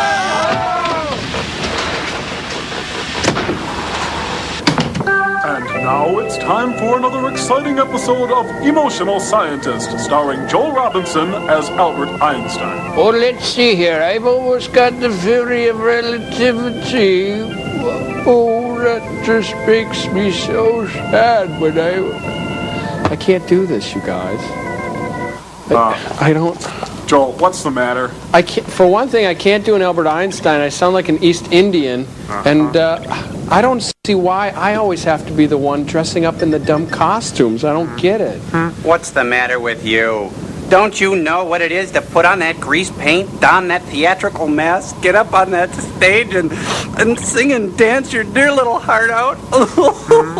Crow, you are becoming so camp. You make me want to throw up. Now listen, if you guys want to go on with your little irreverent sketches and keep donning your little costumes and makeup, go right ahead, but just count me out of it, all right? Now wait, at least you could hold up the title card for us. Okay. Jeez. Okay, come on, clear it, people. We got a sketch to do. Okay. And now it's time for another exciting episode of Emotional Scientist, starring Crow as Madame Curie. Well, I should be discovering the theory of radium pretty soon, I think, and then I'm going to go to that Jerry Lewis Film Festival.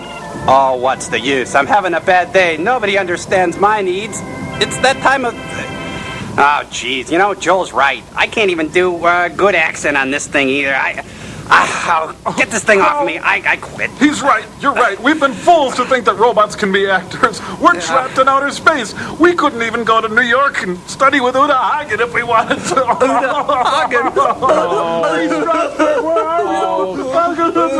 Come on, you guys. Please, don't be like that. I can't stand to see you so upset like this. I'm sorry. I know... I realize that these sketches are important to you. I'm sorry, okay? Jeez, Joel. You know, it never ceases to amaze me how you continue to take personal inventory, and then when you're wrong, you promptly admit it. Oh, well, thanks a lot. I like you guys a lot, too, and I know 2 robots and a human that have a sketch to do. Oh, boy. And now it's time for another exciting episode of Emotional Scientist, starring Joel Robinson as Jerry Lewis, Crow as Dean Martin, and Tom Serval as Enrico Fermi. Whoa! What do you about,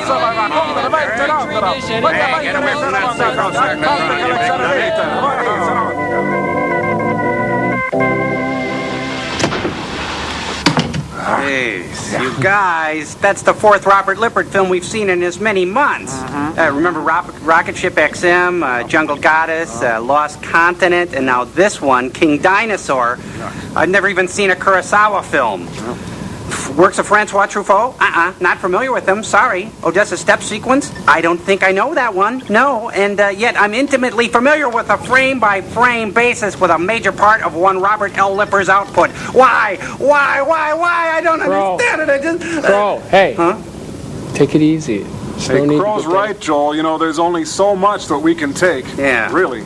Well, the fact is, you guys might be surprised to know that Robert Lipper was quite an innovator in his time. In fact, really? Yeah, I've prepared a special presentation using artists. No, you don't. No. Oh, you don't want to see that? Well, fortunately, Cambot and I have worked up a little sound and light show. Cambot, cue that up. No. Let's stop the music. Kill that like Cambot, or I'll kill you. That's better. Well, I don't see why it would bug you that I would try to do such a thing. Because those artist renderings, musical tributes, I don't think so, Joel. Come on. I'm just trying to show you about... Joel, Lipper is not worth it. No. Well, there's just one thing that he did that I would like to show you, because I spent a lot of time in the shop working on it. Here it is. Yeah. Show us your little Robert toy. Lippert was the first filmmaker to ever use a thing called a theremin, and the theremin creates a body of particles, and when you interrupt the particles, it changes the sound. You may have heard it in other space movies before. Here, let's turn it on here. Let's try it. Oh, that's rather pleasing, isn't it? Pretty neat. Whoa, that's interesting the way it changes. Okay. Sounds like... well, thank you very much for sharing your little toy with us, Joel. You can turn it off any time now. Thank you. It starts to get a little Thank you, Robert annoying Klein. after Thank a while. you. Thanks a lot. Okay, so why don't you take that down to your cabin there, Joel? Joel? I guess it's up to us to take care of business. Oh, just set that anywhere, Joel. Yeah, hope you didn't break it. Well, so let's read this letter that's down here. Yep, go ahead. After he leaves. Joel, could you please? So, it says here. Joel, if it bends, it's funny. If it breaks, it's not funny. Yikes. Okay, it says, Dear sirs, it's us again, the Misties from Milwaukee, with our weekly approbations of Doom. As usual, thank you, Joel. We had a great time with the latest show. We wanted to point out a few things regarding the enclosed... Thank you again, Joel. They enclosed some scorecards. Hey, Cambot put these up. These are really interesting. Cool. Now, look, they actually rate us on a scale of 1 to 10 on the movie, on sarcasm, on the Invention Exchange, and they say host segments. What are host segments? I don't know. You got me on that one. Okay, now what are we supposed to do now? Say something to the scientists. Hey, guys, you watching? How did it go? What do you think? I think we should go to the Kurosawa Festival at the Jerry Paris Cinema. What do you think, Frank? Oh, forget that. What about the theremin? I have another idea. Until next time, Jolie.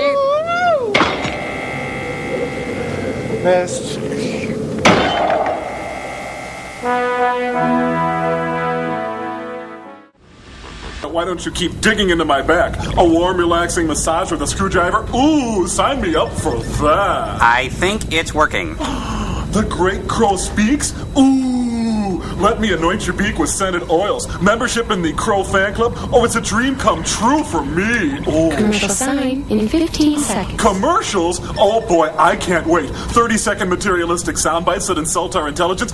Ooh, give me more of those. I'm going to have to adjust Tom's sarcasm sequencer. We'll be back after that. Oh, is the great Joel Robinson going to honor me with his attention? A blessing in disguise? I don't think so. Oh, dig a little harder, Joel. I can't feel the pain yet.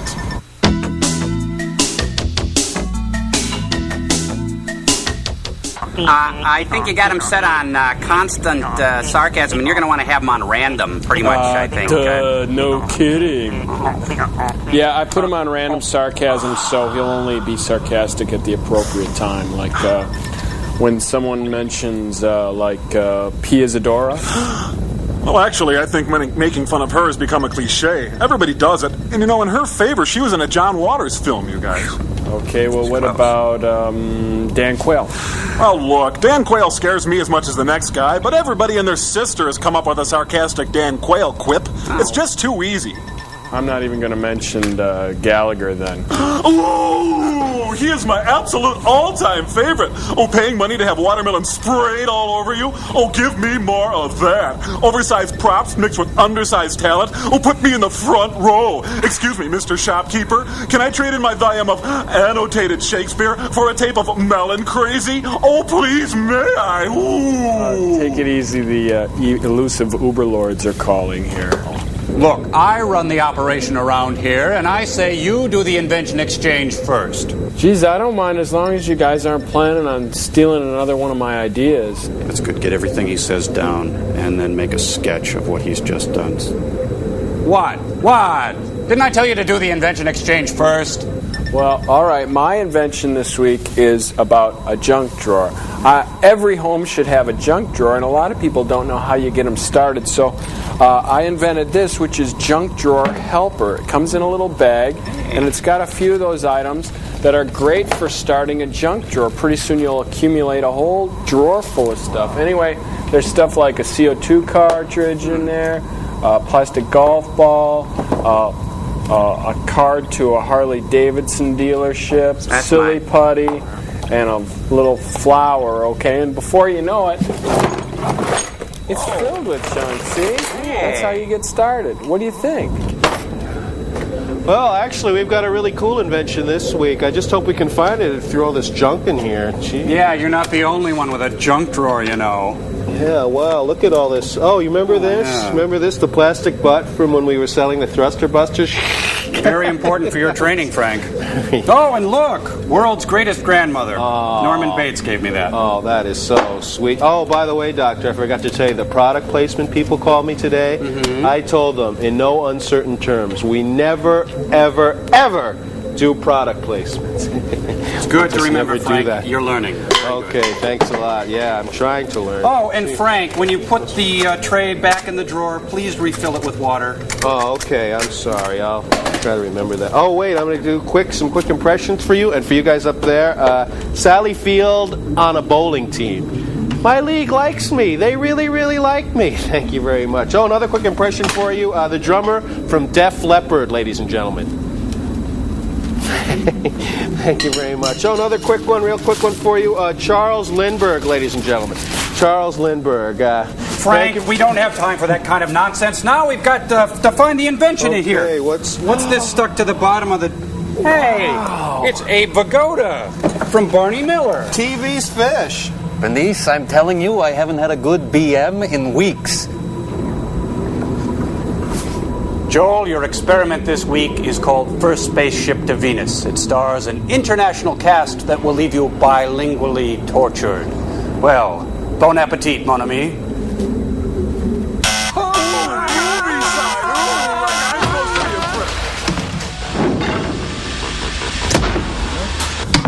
Okay, I think it's all done. Yeah, it's great. I'm gonna go get Joel. All right, I'll wait here. This is gonna... Oh, it's so cool. Oh, It's the neatest thing in the world. Come on. That's it. Keep your eyes closed. Keep okay, them closed. don't look. You promise? All right, yes. All right. It's a super surprise with cream on top. You ready? Yeah. Open your eyes. Yep. Ta-da! Surprise. Do you want me to open it? It's open already, you silly Willy. Well, what is it? Servo? It's the XT5000 Ramjet Super Configured Limited Edition Lightning Interface, Model L. Wow. Does it talk? Oh, Joel, it's only the coolest robot in the world. It's our entry into the land of robotics. Oh, yeah, it is really cool. It's got this thingamajig here and this kind of head thing. Yeah, that's the Powerglide XL440 adapter plate. I made that. I soldered it.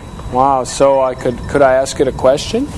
Well, sure. It'll make you feel better. Yeah, well, he's probably so powerful I could probably ask it just about anything pretty much. Yeah, pretty much. Yeah. Okay, I got a question here that I got. Okay, XT4000. 5,000. XT5000. What integer can be the sum of itself and a number less than the positive square root of 30? Here you go. Here comes the answer. Cool, huh? Wow. Is it supposed to do that? Yeah, that's the way the XT communicates. He talks in foam. Oh, well, that's kind of an interesting way to interface. Kind of a bubble memory, huh? Yeah, thank you. Yeah. Oh, here comes the answer. Let me check it out here. What's it say, Crow? I haven't quite figured out how to read it yet. Guys, it's kind of messy. Oh, well, I guess all computers are bug-proof, huh? I'd like to be on the mailing list for one of those. Sign me up. Well, it's starting to pile up here. Yeah. We thought you'd be happy for us. No, it's just... Can you see if it's commercial signed up? I think we got commercial signed, you guys. Yeah, it's really neat.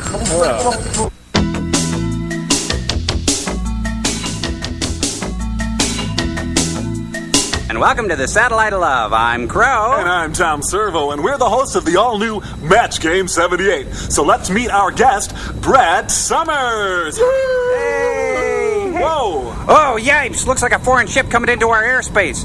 Gambot, give me rocket number 9, quick! Uh-oh, looks like we got company. Well, I'm gonna go get Joel. Good idea. Hold me, Crow, hold me! Oh, it's terrible! Hang on. Gypsy girl, whatever you do, don't turn around. Just don't turn around. Okay. No! Oh, no!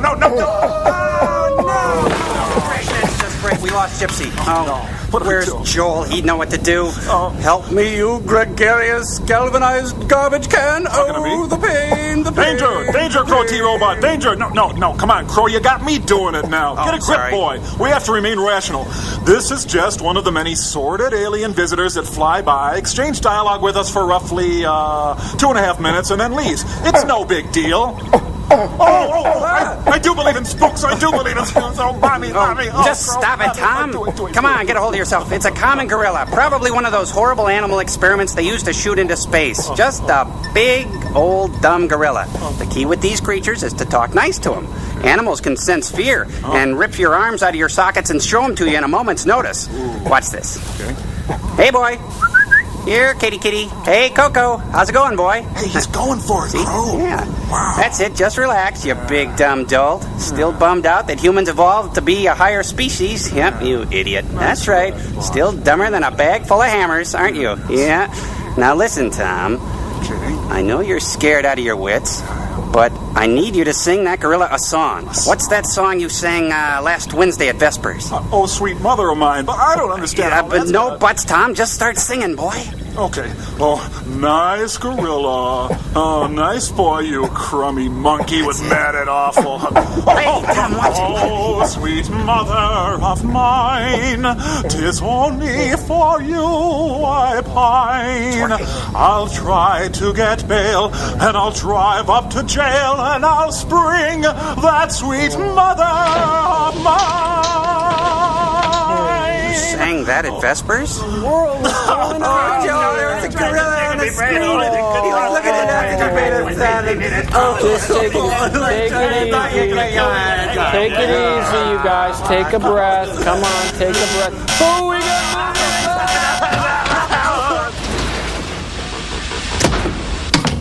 And we'll be right back after this message. Hi, Ed Hurley here, hoping you're enjoying tonight's Clack Festival Theater presentation of First Spaceship to Venus.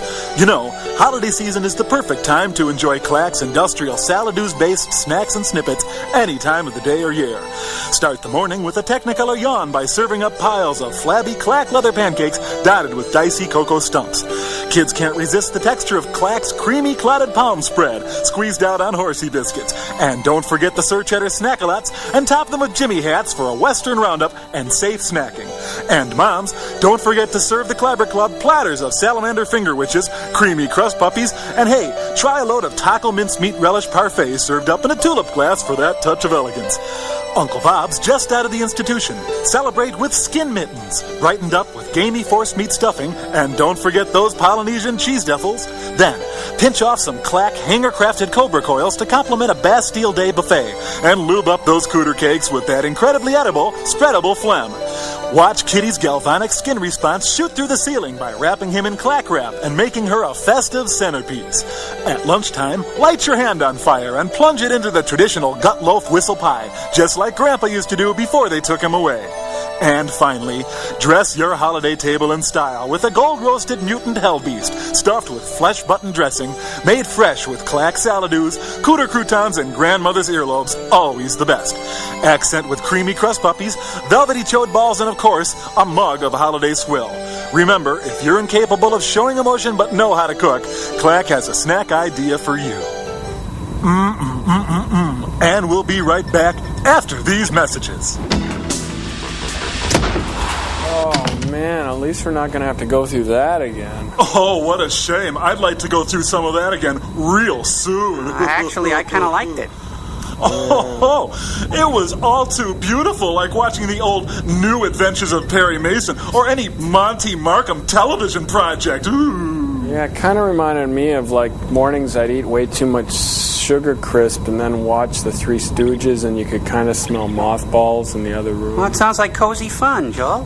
Oh, it made me feel like I did after I learned that Neil Diamond wrote Red, Red Wine. Ooh, 2 giant scoops of that for me. Well, I thought it was pretty good. I mean, it had some spots that were kind of slow, but I liked the international flavor, and, well, I had a lot of action. Kind of reminds me of watching Stallone explain his theory of life on the Donahue show, and you can kind of taste copper. Oh, no. Watching that movie was like nodding through the entire Jerry Lewis Labor Day telethon, complete with a tearful Dean Martin Jerry Lewis reunion, Mr. Bojangles, and Joey Bishop, and only waking up during the parts of the show that come from the lame-o local network affiliates. Ooh, sign me up for hours of that kind of rip our collective hearts out and show them to us on national television. That's what I want and more of it. I don't think so. Hey. Wow. Well, I guess we should. I guess we should read a letter now, huh? Yeah.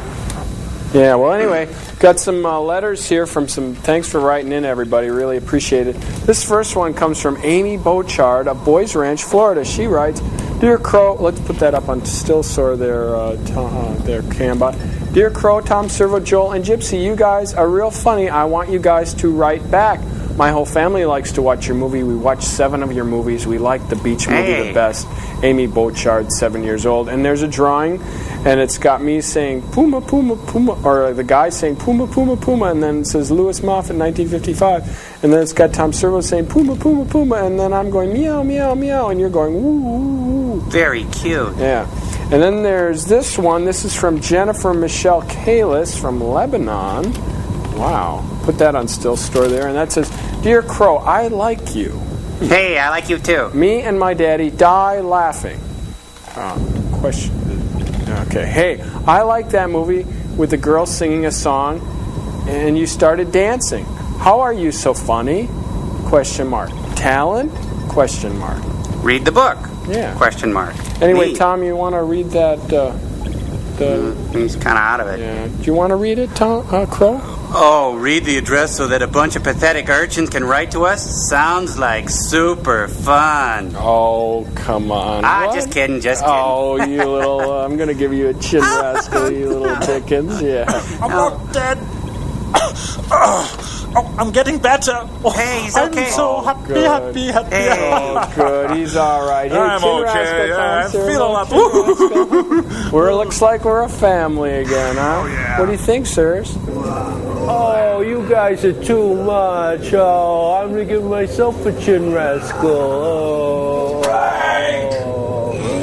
Well, looks like I'm going to have to do this all by my little self. Oh, chin rascal, chin rascal, chin rascal.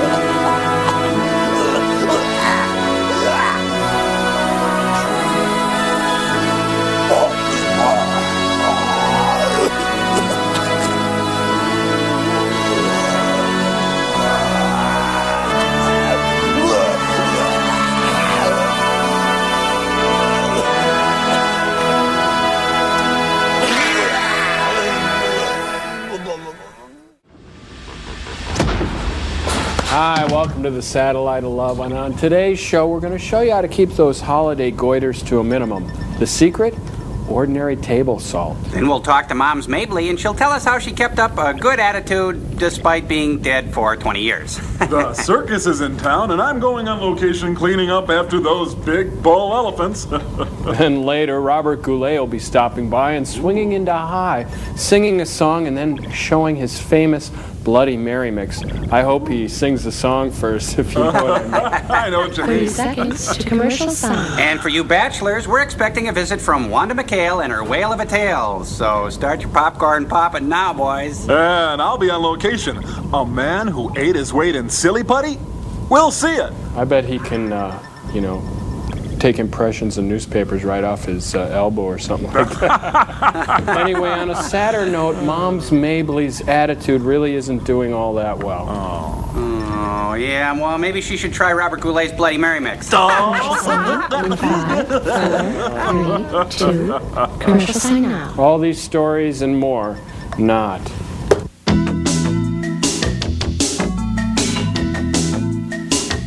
So, what's pain again?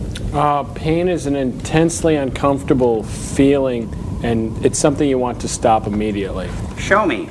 Yeah. You're a robot. You know you can't feel pain. I can't do that. Come on, Joel, show him. Okay, pain Give it a is try. something like this. Come on, the Mads are calling. Here's some people that know about pain. Well, these bandages are ready to come off now, Frank. Just head off that direction. A little problem getting the Rosie Greer head to take. And how about you? Are you ready for this week's Invention Exchange, Katrina? Oh yeah, I've got an invention exchange this week. If you're like me, and I know I am, there are certain days you come home from school or work and it suddenly dawns on you have a Halloween party to go to. So I've come up with some easy Halloween costumes you can make with stuff around the house. Like this one, Crow will be my model for this one. Just take some candy wrappers and you tape them to yourself or your jacket or your dress if you happen to be a human, like that. And then adorn yourself with some silly string. Like that. Open.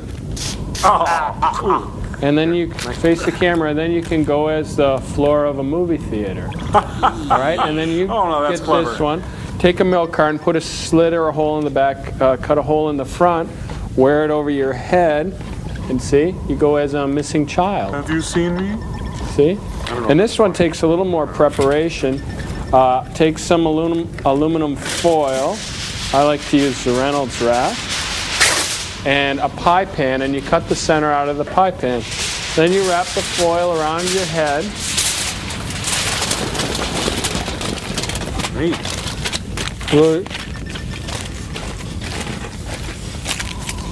Like that.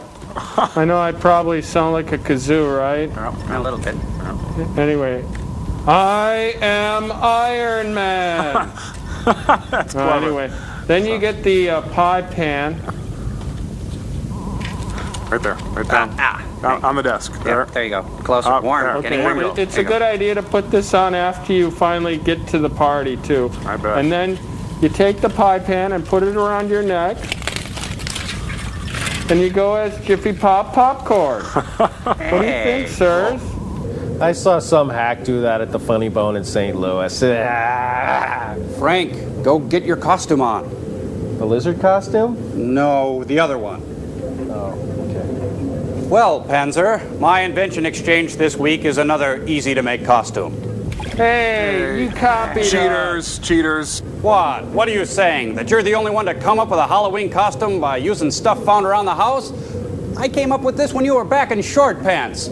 Can you guess what I am? Can you guess? Well, by taking 2 lengths of ABS drainage tubing and fastening them to my arms and keeping my feet together real close, I go as the goalie of a foosball team, huh?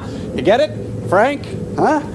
And by wearing this ordinary everyday Fram air filter, I get to dress up as Lieutenant Commander Geordie LaForge of TV's Star Trek The Next Generation, starring TV's LeVar Burton. Kids, reading opens up a rainbow of enchantment and whimsy and wonder and wisdom. Thank you, Kunta Kinte.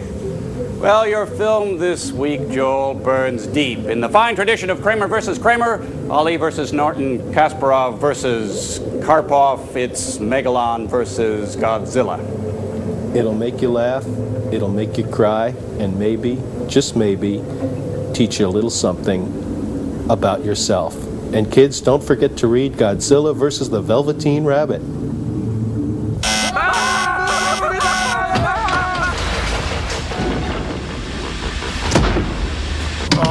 Wow. Gosh, look at that. Boy, I never knew that they could... Ditch the pics. Hey, what are you two high-speed bit blitters up to anyway? We're just finishing our monster drawings. Yeah, that's right there. Monster drawings. These monster drawings? Yeah, that's right. The movie inspired us to create our own mega monsters, and mine is the grandest of all. Wow, it sounds pretty neat. Could I check them out? Oh, well, mine needs a little setup. Let me explain it here. Mine is green, and he stands 18 feet tall, and he has flames shooting out of it. Neat. Yeah, well, mine has flames too, and it's 20 feet tall and has a big claw thingy. Yeah, well, mine has two claw thingies, and he uses them to eat railroad trains. Well, mine has a secret that, there's an elf in his head. Elf in his head. Cool. What? An elf. He's got an elf, and a trillion times the atom bomb power. And it's got a hydraulic tail stomper. Oh, sure. Well, mine is a million jillion times more powerful than that any day of the week. Oh, yeah. Well, mine is the number before infinity. Oh, yeah. Well, my monster is a meltdown of all the Terry Toon characters. Well, my monster is silent as tomorrow. He kills in the night. He has been acquainted with the night. Sounds like your monster reads frost, too.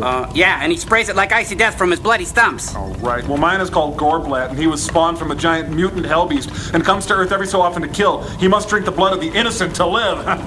Every so often? Yeah, whenever he needs to. Well, my monster is a 24-hour wide-awake nightmare, and it has all that stuff that I just mentioned, plus it has power to completely kill your monster 10 times over. Oh, yeah, well, my monster is so completely scary that even thinking about it could kill you. Oh, I bet. Cannot. Can so. Not. So. Not. Okay, all right. You win. You win the world. Your monster is the best, kills everything, and you're happy, and you're standing there all in your shame. Are you happy now? Yeah, I am, as a matter of fact. Listen to you guys, I don't even want to hear this. You just can go discuss this as long as you want. I got to get out of here.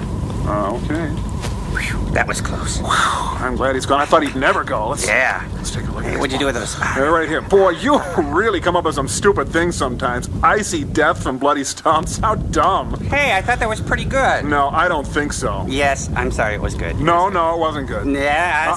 Yes. No.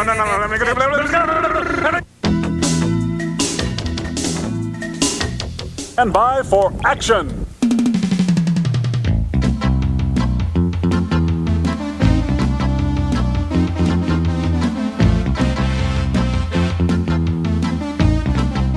Start Eskimo Spy.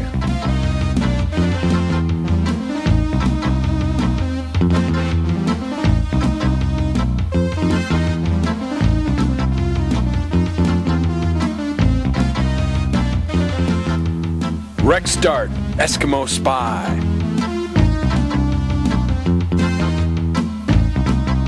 Rex Dart, Eskimo Spy.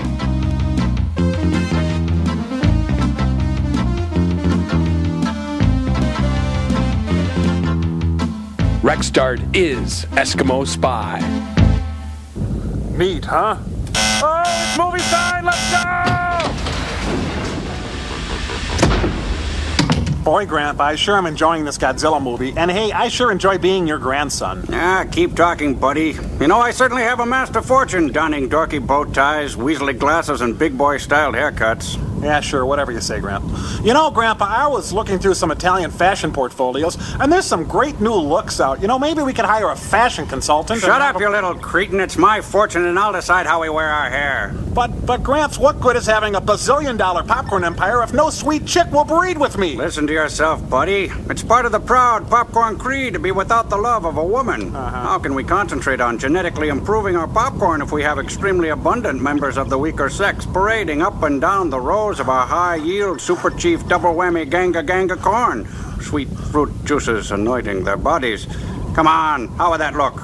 Well, I still want one. Oh, buddy, get a hold of yourself, man. We're scientists. Yeah, sorry, Gramps. Hey, can I ask you a question? Of course. When will you be dying, you twisted old ferret? Buddy, stop tormenting me. I'm your grandfather. We're of the same blood. We're popcorn. I'm sorry, Gramps, but I can't stop thinking of all that money. I'm really looking forward to the day when you shed your spotty, pockmarked mortal coil, I shed my geeky image, sign on a full-time hairstylist, take dance lessons, and disappear into the night. Buddy, you're going to disappear into the night right now if you don't shut up. Don't think I haven't thought of disowning you. I relish the thought. Nightly, nightly, do you hear me? Nightly!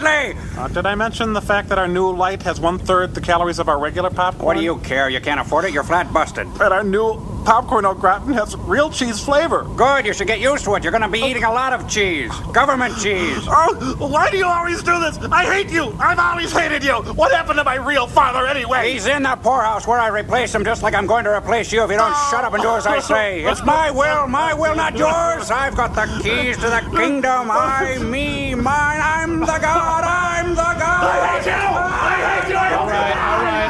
Hey, cut. Can we cut again? Okay, listen, what we're going to need is, it's a 30-second spot, and try to mention the product more. We also got commercials on here, okay?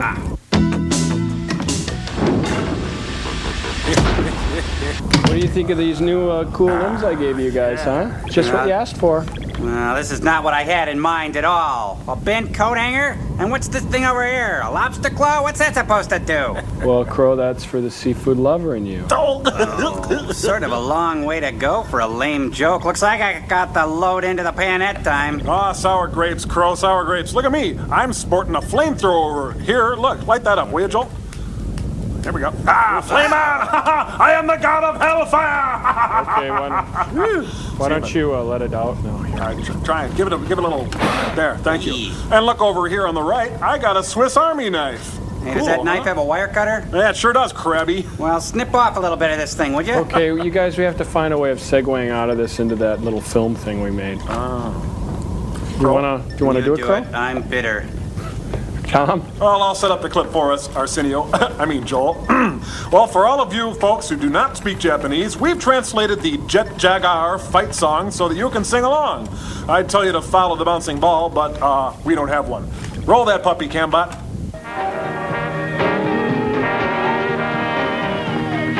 人が作ったロボットだけどジェッジャガージェッジャガーやったねジャガー行け行け平和を守るためみんなも驚く勇気を見せるゴジラとジャガーでパンチパンチパンチ泣くな僕らも頑張ろ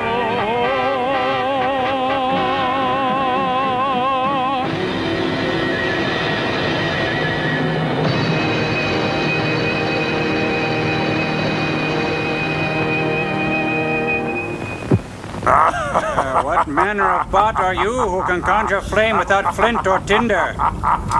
Hey, you guys, come on. We're going to do letters now. Put me out, will you, Joel? Johnny Human Torch. It's kind of, well... Yeah, okay. A little dicey, I'd say. Okay. Got some letters here. Let's check them out. Cool. This one's from J. Bob Hacker. J. Bob. J. Bob Hacker. Let's put that on still store there, Cambot. Yeah. This says, we of the planet Halogen find MST3K very cool. Also, it is a religious experience 3 million years ago when our race crawled out of the primordial cheese. The sea god, Ave Vagoda, told of one who would come, and I quote, from the orb of ho-hos, hot dogs, and MTV clad in a jumpsuit of red and flanked by 2 men, question mark of metal, his coming will be heralded by the birth of the Swedish supergroup ABBA. Enough said. Somebody doesn't have a life of their own, it sounds like. It says, P.S. Crow must have my baby. I can't. I don't have a womb. Oh. Anyway, here's another one. This one's by Charlotte. She's age 7. Let's put that on still store. It says, Dear to M. Servo, I like your act. Do you like your act? Oh, thank you. Well, I like your act too, honey. Keep it up. She says, do you like your act? Oh, I love my act. Can't you tell? Which act would that be? It's the Mystery Science Theater 3000 Information Club, Post Office Box 5325, Hopkins, Minnesota. The zip is 55343. It's been a big day, hasn't it? Sure has. What do you think, sirs? Hey, what is it? That Goomba just ate that little Mario guy. That's not fair. I was getting all attached. Well, you can to him return and to this everything. world, hold down A and push start. What does it matter? He's dead. Dead, I tell you. Dead. It's just a game, Frank. Push the button.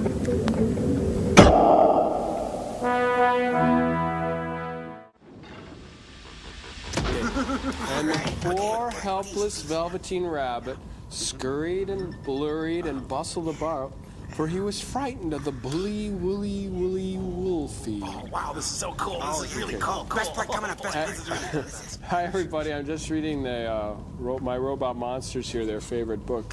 30 seconds to commercial sign. And the Velveteen Rabbit said, "Oh, Mommy, I'm so terribly, awfully squeezingly Joel, come on, do all the voices. Come on, Joel, feel it. Come on. Okay. He said, "Oh, Mommy, I'm so terribly, awfully, horribly frightened. Whatever will become of me, I want to be warm and fuzzy and furry and cozy and squeezy and hoppy and cavort with all the little wiggling creatures, cherubim and seraphim, and hop and squeeze and cavort with the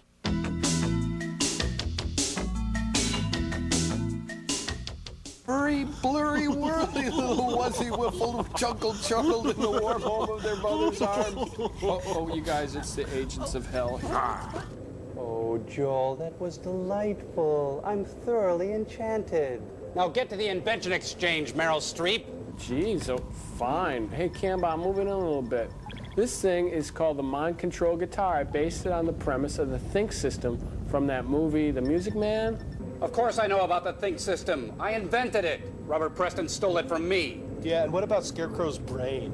Yeah, well, whatever, you know. I thought it'd be really neat if a person could merely think of a sound and it could be played by this mind control guitar. Yeah, just think of it as a real guitar to help those dopey guys who play air guitar at parties. We must remember, with research, there is hope. Yeah. Now what happens is, you can see in this helmet, there are sensors that read my thoughts. The impulses travel down these lines here, and then they're played by the servo-controlled hands, eliminating that costly middleman, your motor skills. So now all I have to do is think of a juicy rock riff, and the guitar plays it. Check it out, watch.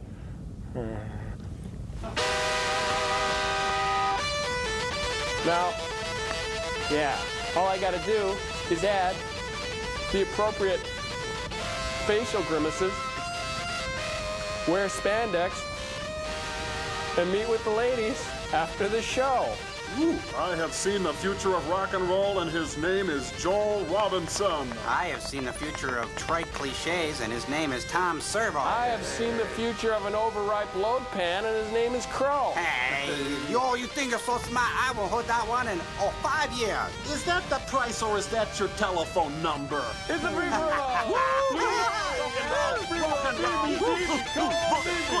Well, I could certainly see how that would... Huh? Well, anyway, our invention exchange this week is similar, I admit, but different in subtle yet important ways. I'll take this, Frank. Thank you very much. These are squeeze toy guitars, Joel, made from discarded doggy chew toys. And these are our roadies, Jerry and Sylvia. Jerry, give me a little bit more monitor down here. Come on, let's wail! Wait for it, Frank. Now, every scientist worth his salt knows that doggies love chirpy little chew toys, and they love rock and roll. We've combined them both. Come on, let's rock this mother! Let the cowboys ride. Jerry, run the lights. Get the camera. This is our new song, Plastic Man. Plastic Man!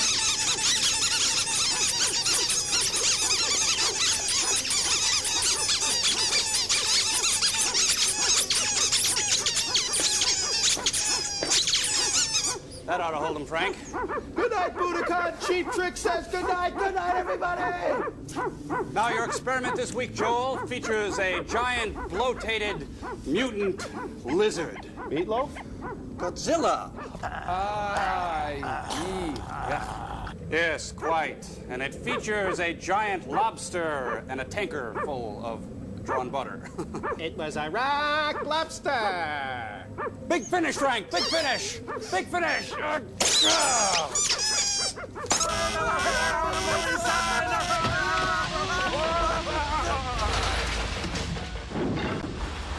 Joel? Yeah. Joel. Over here. Yeah. Oh, there you are. I'm confused. Just who is this Godzilla guy? Yes, wise one, please teach us. I don't know if you're ready for this. Oh, please, Mr. Joel, please, come on, please. All right, okay, my little robot friends, but we only pass this way once. This is called the Godzilla genealogy. Bob, would you hit it, Professor Cambot? In order to know Godzilla, we've got to look into his past. You know, studying genealogy is going to be a blast. You got it, little robot pal. We're swinging into high. Hey, come on, let's cut to the chase, you couple of geeks, and get to the family tree. Well, it started with a nuclear blast and pets that were released. Oh, like baby alligators and other nasty beasts? Right. The fusion reaction caused them to grow 1,000 times their size. Well, that explains Godzilla's attractive tail and thunderous thighs. Right. Now you're getting it, little buddy, but now we must move on. Godzilla's not the only one to benefit from the A-bomb. Yeah, look, there's Auntie Ness from Scotland's Loch. They married in the spring, and their firstborn was Godzuki. And now we begin to sing. Godzuki went to Hollywood and aged to the stars. He had an affair with Lorna Luft and smoked those big cigars. And out of the lusty Luft affair, Ron Perlman resulted. You know, surgery was considered for him, but nobody was consulted. Oh, I did. Then Ron met Yoko Ono, and they began to spawn. A couple of hundred horrible things as green as forest lawn. There they are. There's Kermit the Frog, the Swamp Thing Hulk, and Ernest Borgnine, too. But Ernest Borgnine isn't green. Well, you put him on a boat and he is. What? Hey, who's that down at the bottom? A wallowing in a shame? Oh, that's just Steve Gutenberg of Police Academy fame. Huh. To wrap it up, the worst mutation? No, you don't suppose. Oh, yes it is. The horror of horrors. Carl Malden's nose. Nice commercial sign on top. Dig it. Yeah, so I accessed his hard drive and reformatted it, destroying all the data he had. Oh, good one, Crow. Well, thank you. Cool. Excuse me. All right, there, Joel, nearly finished. what are you working on here? Well, sometimes when the tedium of space gets to be too much for me, I like to find found objects from the ship and build them into these little miniature scenarios of places back on Earth. Over here, I took coat hangers and built them into the Eiffel Tower. Over here, like that's what's happening over here. Yep. Yeah, sure. I feel like I'm almost in France. Well, thank you. That was my intention. And then over here, I took some wiffle golf balls, glued them together, and made a scale model of the Epcot Center over there. Hey, right, boy, okay. who would have thought? Bunch of wiffle golf balls. Yeah, you and Bucky Fuller, Joel, right at the top of my list. Well, thank you very much. Humor him, Crow. So, what's with the dairy barn you're working on there, Joel? This over here, Tom Servo, is only the world's most recognized building, the Taj Mahal. Oh, the Taj Mahal. Right. You excuse me a minute? Get up here, come on. Well, it doesn't look anything like the... Oh, it needs something. There's something. Oh, I know what it needs. Excuse me a second. I'll be right back. Man, Servo, I'm starting to get a little bit worried about Joel. Yeah, he's usually a lot better at this kind of stuff. Do you recognize any of this garbage Well, here? it's not just a pile of junk. Last week, I caught him kneeling in front of a picture of Leonard Nimoy. He was burning incense and singing snatches of the Ballad of Bilbo Baggins. Oh boy. And remember yesterday when he taped all those marshmallows to his suit and started singing The Night They Invented Champagne? He's been in space too long. Oh, jeez. There it is. It's perfect. I've achieved perfection. It looks just like the Eiffel Tower now. It's an onion. Oh, I thought it was the Taj Mahal. It's still not completed, though. I need parking. Yes. Gypsy, come here, please. Gypsy, come on up. Open your mouth wide. he needs a wider. hospital. Open. Good. Okay. Now, the cars. The cars go in here, and we have parking. We have parking for 30,000 compact trucks and cars. Then we build a tram off your upper lip, and then onto the Capitol Records building that goes here. I need my my copy of the Fountainhead. Howard Rourke. Oh, Howard Rourke. Guys, we got a big problem on our hands. If this goes any further, he might tear us apart for one of his little models here. I didn't want to say anything, but Servo, your head looks a lot like the Astrodome. Yeah, and from the side, your head looks a lot like the Kitt Peak Observatory. Yeah. And from, well, geez, we gotta nip this in the bud. Absolutely. Come on. The first thing we do, let's get rid of this thing. Let's get rid of it. Yeah. Destroy it. Yeah. Hey, that's kind of fun. Get me on Servotron, destroyer of worlds. Guys. What? This is for his own good, right? Yeah. Okay. Woo! Movie time. Let's go.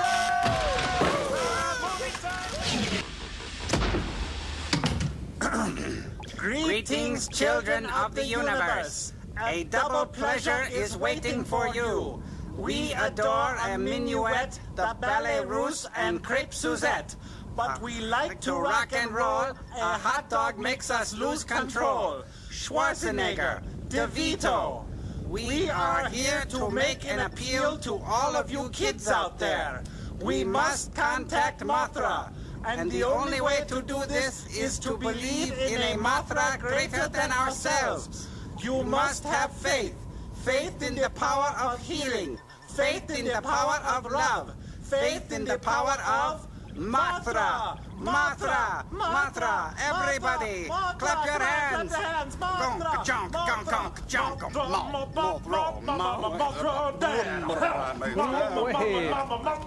What are you guys doing? Oh, nothing. We were just goofing around.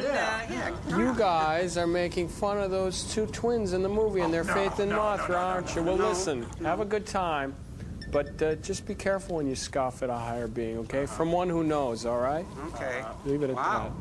I learned an important lesson today. Yeah, thank you, Lucas Tanner. Whoa,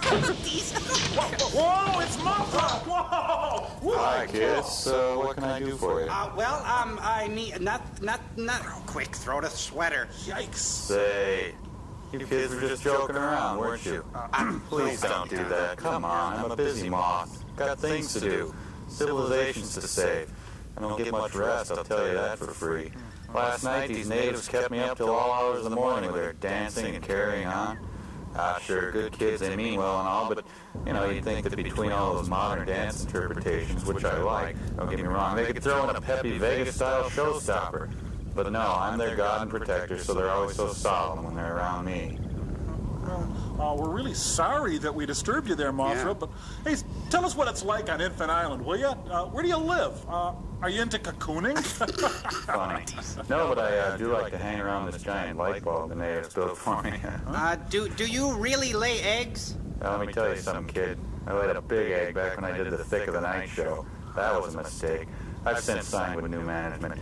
Say, here's a good one. You know what the difference is between Thick of the Night and the Titanic? Huh? No, I don't know. The Titanic had entertainment. Hey, that's a good one, Mothra. Oh, yeah, I guess it takes a certain kind of all-seeing, all-knowing god beast to do a Thick of the Night joke in the 90s. Huh? Well, I gotta go. Be good, kids. Adios, Mothra. Good to see you. What do you want? Hey, Joel, get in here. Mothra was just here. It was really cool. Mothra was in here, and he was talking to... I talked to Mothra. I really did. I talked to her. Oh, come on, you guys. You're high. You're so high. No, come on, Joel. Now, even if he wasn't here in the flesh, or in the yarn, I should say, well, isn't believing that he was here enough? I mean, on a spiritual level? I think that's commercial sign, Joe. Yeah, we got commercial sign. I better get... Commercial sign, Joe. Yeah, we got commercial. Okay, now wait. Run through this with me again, will you? Humphrey Bogart never said play it again, Sam? No, right. The closest he ever said was play it, Sam. You played it for her, you can play it for me. And Charles Boyer never said come with me to the Casbah? No, he never did. Oh. Well, then I suppose Charlton Heston in the Planet of the Apes never said, damn you all to hell! You did it! You finally did it! No, he did say that. That's true. You know, it's a much circulated fallacy that in the movie Killdozer, Clint Walker said, in 100 years I may just get to like you. That's right. I've heard that one. And also it's often circulated rumor that Brian Keith in Six You Get Egg Roll said, I've got a mad posh for hats, but he never did. No. Now, on this one I get confused. In the movie Dune, Sting did appear in tiny leather underpants, little thong thing, and delivered the line, I will kill him. Yep. No, I'm afraid that is true, my little whisper-thin robot friend. I think you're confused with the whole mannequin debacle. Yeah. You know, it's not true at all that Andrew McCarthy, talking to his mannequin co-star Kim Cattrall, he never said, dear God, I'm so ashamed. That never happened. Well, you know, people seem to remember what they want to remember. Yep. Yeah, you know, a lot of people attribute lines to the great John Cryer in Morgan Stewart's Coming Home that were actually spoken in Bert Rigby, You're a Fool. What are you going to do? Yeah, huh? you can't win for losing, really. It gets very confusing.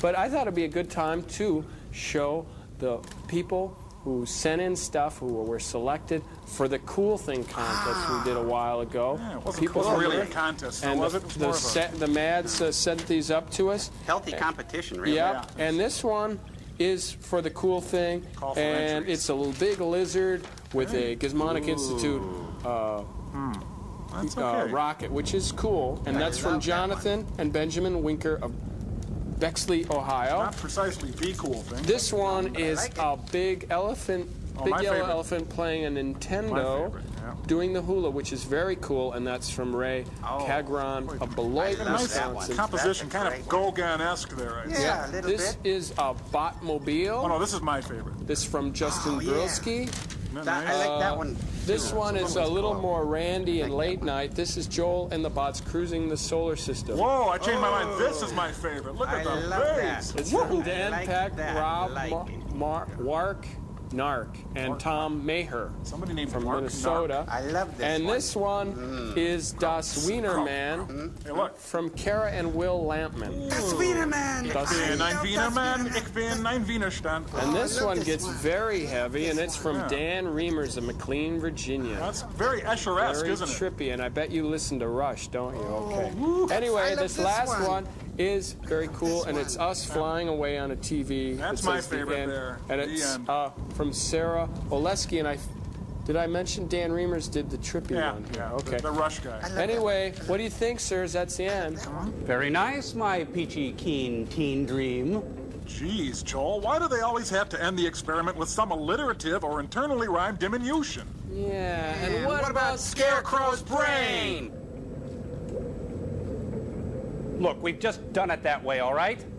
Well, perhaps we could review policy and institute a change to a less hostile posture. No, Frank, that won't work. The paperwork is far too complicated. You have to file a 34L form, you have to send it to the main office, and then you'd have to convince the committee that it was a good idea. Change. It could change. You could spearhead a committee. I could send out some memos. I could study this. I could go through these. Could I could spearhead the committee, I suppose, but then we'd have to push the calf experiment back 2 weeks. That could be done. That could be done. We could make room on the calf. Would you just push the button? Spearhead the committee.